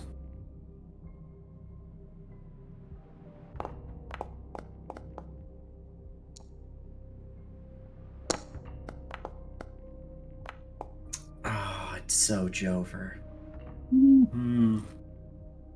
Well, let me think here. Zeta, you still have a hero point, but let's talk about one. Don't think I don't think that it's worth it, though. Well, hold on. It's going to be more important for you to hold on to that for Dawn. Mm-hmm. You don't recognize the weapon per se, but you are familiar with this kind of binding magic. Looking at the runes on this gun, more or less, it seems that there are, inscriptions designed to do several things. First, tether. Second, life bind. Third, well, it seems exactly what Uther had said. And that is two runes there. You activate one. That's the person that dies. The one you don't activate is the one that lives. Mm-hmm. But it seems to you that there are a few other runes on this weapon you're not quite able to make out, but you think may have some sort of use. Things that you can see that there are connections between a few of these runes that have been scratched out. Mm-hmm. If you pick the right one, maybe not everybody has to die. Mm-hmm. The shield wall. Oh, actually, let me think here. Let me see.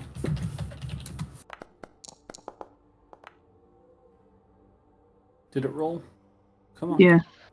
Okay. The shield wall holds, and it seems that they're managing to wear down some of the golems. They've bought you a little bit of time. Mm. But, well, do you relay what you've learned to Zeta? Yes. And then trying to make out these runes that have been scratched out.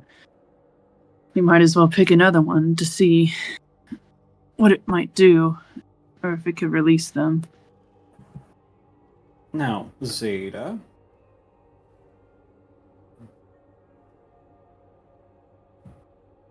Let me look here.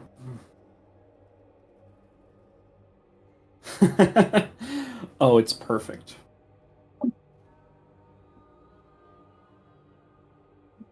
Zeta, you don't know much about these runes specifically, but you did learn a little bit about rune smithing during your time with Roka. I'd let you roll again to see if maybe you could better understand the structure of these runes. Deal. Go ahead.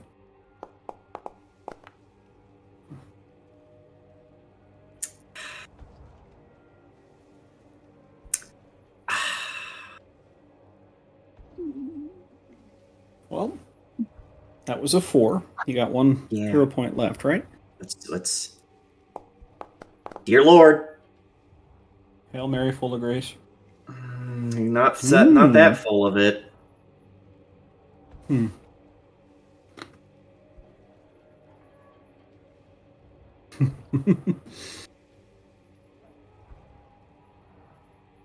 So, you look and see that 2 runes have been disconnected from the active loop.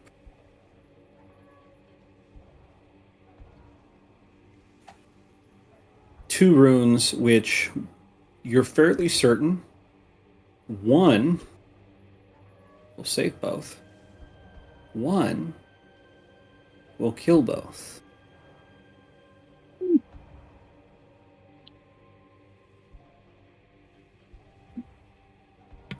Oh. Is it the red Yeah, wire? yeah. The blue wire? Yeah. Zeta's gonna look to Dawn and Roll me a say, d20.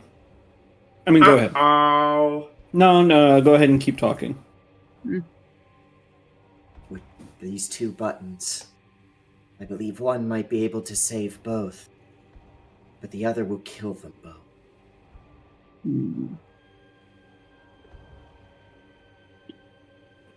Wow. 50-50. That's really helpful. Oh, man. I'm gonna roll that d20 anyway. Okay, perfect. Cursed number! Hey, you may not know about everything evil, but you do realize you have someone that does. Oh, no! Yeah. Mm-hmm. Yeah, we'll pull him out of our backpack. We'll backpack, yay! Pull out the evil book. God damn, you need to fucking clean in there. Shit. Okay. All right, you let me out. So you finally upholding my end of the bargain? Your end of the bargain? This isn't the time. I need your Oh. assistance. Well, in case you hadn't noticed, I'm not exactly alive. I have all the fucking time in the world. Which of these buttons will save both of the souls attached? Oh, sure, that's easy. It's I learned my lesson from last time. I ain't helping you unless I get some assurances. The book The only says. assurance I can give you is that if you don't tell me this, I will find some way to destroy you. Yeah, you could do that. I'm betting you get tired before you do, though. Can I roll intimidation on that? Okay, yes.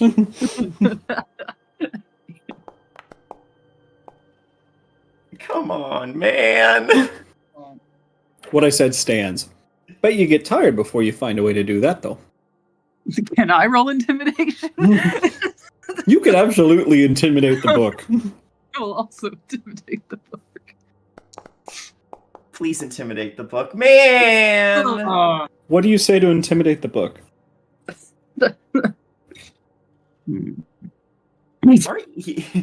My family doesn't believe in getting tired. I have an entire cult. They will take turns. Shaking the book. God. This book goes, "Your small time nothing nobody cult? Come on, man. You think that scares me? No, you're gonna make a deal with me. I mean, come on. What greater deal? What deal is worth saving the queen and future king of Seafoam Bay? What is your deal? I'm not agreeing to something I don't know what I'm agreeing to. I want to travel. That's it. You wish to travel. Yes. That's literally the deal we tried to have last time. You remember that? I agree to the deal exactly as you have said it.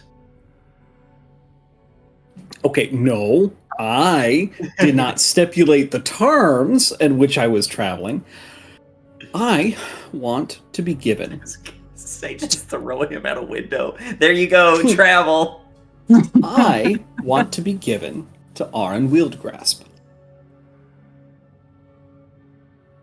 And I want him to agree for me to become his patron. I can't exactly say whether someone will or won't agree. He would definitely be interested. Don, well, hold on. Let's not get too hasty here. He might. I think he'd be interested. Well, no, that was just like what Zeta means is, bro, I can't be 100% certain if someone who's not even in the room right now is going to agree to that, but I'll agree to it. And you said you're going to agree to it. Yeah, it would be a like that. I can't be for certain whether this Arin will agree to it or not. They're not even in the room.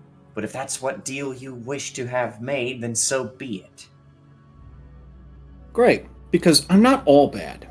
I mean, okay, yes, I did some bad stuff in my past.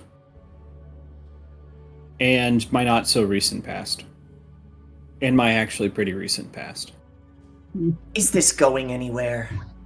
Oh, yeah, yeah. So actually, it's neither of those. All you gotta do is kill both of those at the same time. Or, just break the fucking weapon. Well, let's just fucking break it. I swear if you're lying. You'll find But a way to looking break at- me, which will take you a couple centuries. But looking to Dawn with a go ahead, break it. Okay. Take it and snap it over your knee. Yeah. The tether breaks. Now they're both just regular dying.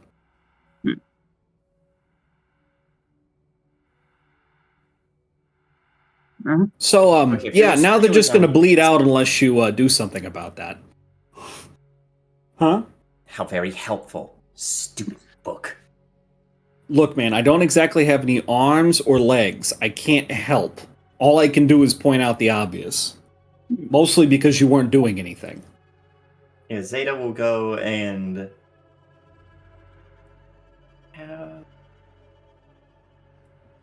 You have healing, right, Dawn? I have some healing potions actually. I was going to say, someone has healing Yeah. potions. Yeah, I have 2 lessers and a moderate, I think. Let's use the lessers then. All that matters is that they're brought back to like That's true. 1. Okay. Who's going to save who? I will save Da Prince because I was closer to Da Prince. Yeah. Okay. Boys help boys, girls help girls. It's simple. Jesus. So, for Dawn, Mhm. you manage to get some of the potion down. She is... she's not really fighting you, but her erratic breathing is making it hard to swallow without choking. But she gets some of it down, and you can hear the sizzling of flesh knitting back together. As she gasps and goes, "Why me? I told you to save Sebastian." He is safe. But I'm here, and Uther said... There is always another way. He's just a liar. He's just a liar. He's just a liar, silly. Liar. He's just a big stinky man. Why would a man be there? Would you rather be lost to the enchanted magical druid forest with Uther or with a bear? I'm just I mean, I do choose the bear. choose the bear. Versus Red Skull point. Actually, it'd be like 0.5. Ugh. Proto Red Skull. God. Fireballed his face off. Yeah, no thanks. Versus Two-Face. True. Mm-hmm. I'm And like a dog. Zeta. Like a dog with my tail. I don't know what I'm going to do with it. And Zeta, for your part, you managed to get the healing potion down. Sebastian's throat. As he coughs and sputters, he does manage to sit up. Where is it over?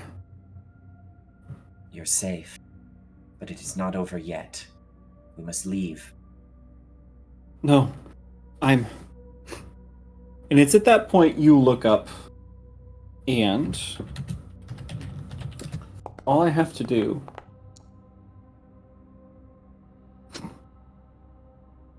What did I roll? Oh, yeah, I don't know why I rolled as you, Zeta, but that 18. No, the guard have managed to clean up the rest of the golems. Good. No, we must. Prince Stavanos, your orders. Tell the King's Guard to stand down. Tell them that Uther is a traitor to the crown and is to be captured on sight. Yes, sir. And about the imposter? The imposter? What are you? No, that's not an imposter.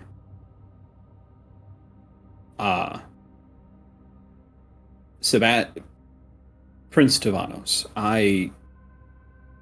your mother died 14 years ago. That cannot be her. It is, and we shall prove it. Just do as I say.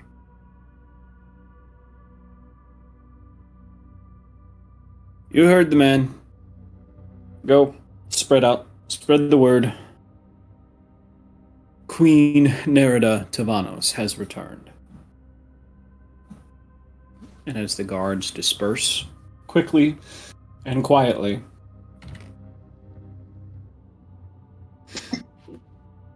Sebastian turns. Can you help me up? I need to meet someone. Of course, let's help them up. Mm. They stand up. Dawn, I'm assuming you're helping Nerida up. Yes. As she stands and... Oh my... Sebastian, you're... You're all grown up. Not according to this kingdom.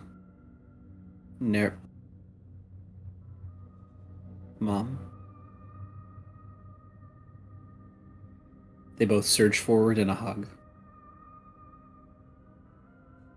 And we're going to cut forward to the Starstone once again.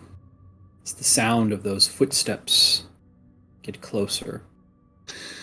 It's Queen Nerida Tavanos and Prince Sebastian Tavanos.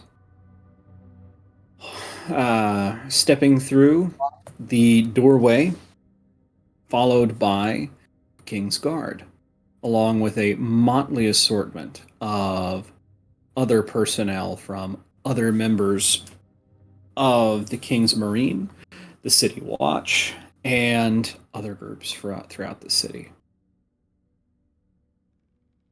They survey the carnage. As Nerida goes, well, good work.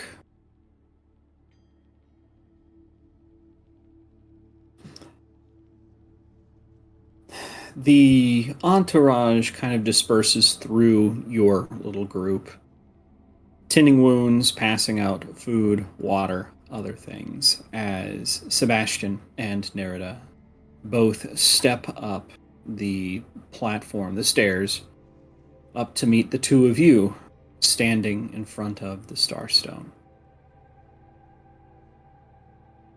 So, did Cassius flee? Says Sebastian. Something like that. Says Zeta, still holding and contemplating the soul coin.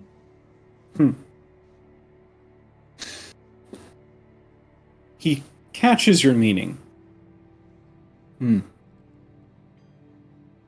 Well, between you and me, I am glad to see that there is one less empty soul coin in this plane of existence. So, Mom, what do we do? Looking up at Nerida, who's studying the Starstone intently. This thing is too dangerous to leave as it is now. It will only draw more attention to the bay. I agree. What should we do? There are two ways of deactivating the Starstone, says a voice through the crowd, stepping up the stairs. It's your friendly neighborhood Roka, with Arn-wheeled grasp in tow. And his funny book. Oh, has he been given the funny book yet? Yeah, he's holding the funny book. He's doing that thing where he's holding it like a baby that just like spit up on you, where he's kind of holding it at arm's length. He said yes. He didn't have to. Yeah, but it was probably one of those, you gotta say yes or else we don't know what happens. It might go back in time and fucking kill the prince. And the queen. And maybe us. Orin, you like weird stuff here. I'm going to be I honest. guess, yes.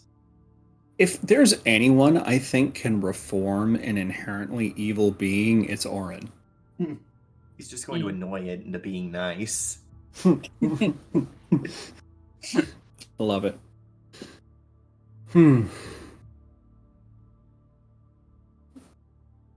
The two methods are as such. Well, we could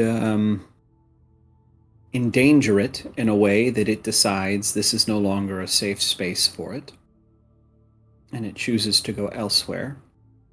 Now, that's where my knowledge escapes me. I do not have the slightest bit of idea how you would endanger something like this, or what happens when it decides to leave. Or, I can't believe I'm saying this, someone takes the Starstone Challenge.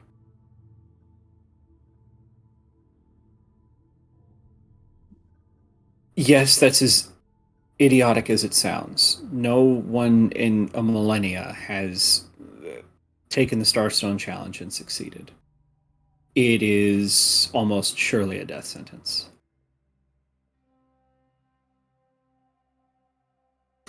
Sebastian looks at Nerida. How long does it stay this way? If I remember right, it stays active until one of those two conditions is met. Now that the Ivory Circle has taken pains to activate it, it will remain here.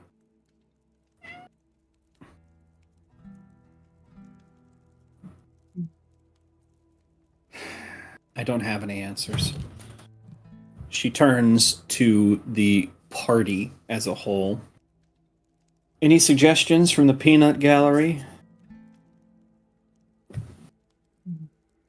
I mean, obviously one of us could do it. Hey, Book. No. Be What? a really bad thing if you took the Starstone Challenge. Well, considering I'm a book with no arms and legs, I wouldn't go very... Huh. Maybe we make you take the challenge. Hee hee. Hoo-hoo. For once, the book is silent. That would be funny. Go, Book! Take the Starstone Challenge. Just gets eaten by some horrible monster. What are you doing, Never gets Zappa? past the first room. He's being a dummy. He's being a dunkus. Did you guys hear that? Yes. Mm-hmm.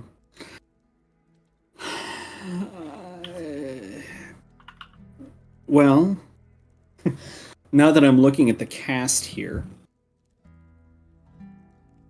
I'm trying to decide if any one of them would volunteer. We gotta. Flanagan goes. I'll go. Yeah, me and DOG will become gods. I'm gonna be honest. Out of anyone here, if anyone were to become a god, it would be him and DOG. Oh God, do we really want that though? What do they become the god of? Losers? Dinkus and Doofus. The god of the god of the my dog is underdogs. hot. God of the underdogs. Damn, kinda.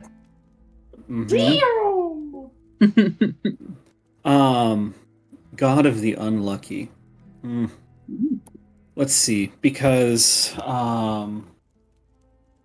Lotus would not go. Her Lotus wives has too would many not wives. go. I was gonna say none of them would go. She would not let them. If they tried, Lotus- she would knock them out and take them home. Lotus becomes the goddess of sapphic romance. Toxic pretty Yuri. much. Oh god, yeah, probably. Let's see. Alex wouldn't go because he wouldn't want to leave his sister. Sylvester probably wouldn't go because Sylvester would not be allowed to. I can see it with Alex. We just got back. I'm not letting you leave already. That sounds about right. Damien might. Juniper might. Shrug wouldn't. Go Frog. We don't even know what your Go Frog that is not immune to their own like skin poisons. Go. Oh. Become the god of being high. Whoa, where am I, brother? Whoa. Let's see. The god of sheesh. You know what? Yes, Zappa. Yeah. I think that Flanagan and DOG step forward. Okay, before you guys try and convince me to not do this, we should probably go before I lose the nerve. There's a look on Sanel's face that's like pure horror. Not because they're going, but because Sanel is pretty sure that Flanagan will somehow succeed. Exactly. Look, man, you won't have to deal with us again. I mean, But Maddie and Sadie will start petting DOG with a I'm leaving soon. Goodbye. well, yes.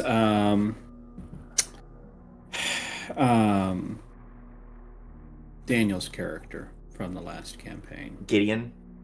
Gideon would step forward, put his hand on Flanagan's head and say, "You are too small. But I also know that you wouldn't allow me to stop you." You will fail, and you will die. Goodbye. Flanagan gives him a hug, gives Lotus a hug, steps forward, gives Sanel a hug.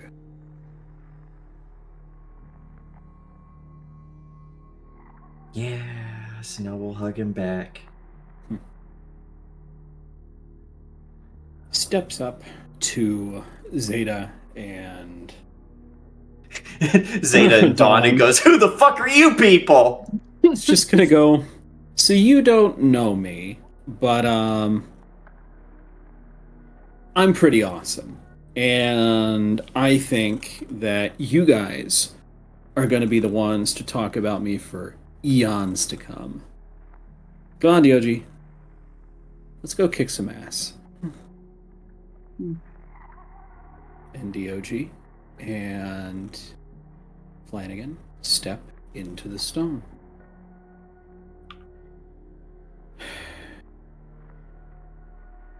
Do you guys mind if that's where this ends?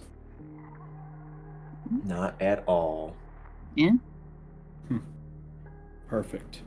All right, Zappa. Get up. Let's start with some sign-offs. As go ahead, Dawn. I'll be right back. This is Lauren or Low, at lowwit36 on Instagram. Playing playing Don Morrow in Seafoam Bay. Dang, we got through like 15 different plot points, and we finished early too. So good for us. But no, this is a dope. Efficiency. Yeah, no, for real. This is an awesome game to play and a very cool first experience for me with Pathfinder. So very cool. And yeah. I forget. Is this your first experience with TTRPGs in general? Tabletop, yes, yeah, honestly, yeah. Because I was gonna do, yeah, in college I almost did some D&D group stuff, and then it crashed and burned before it ever started. So yeah, this is really my first game. Yeah. Well, that's fairly common. Yeah. But no, here we are, and like I finished the game. I had my character. I even had a cult, and that was cool. So I even had a cult. yeah. Good. Gotcha.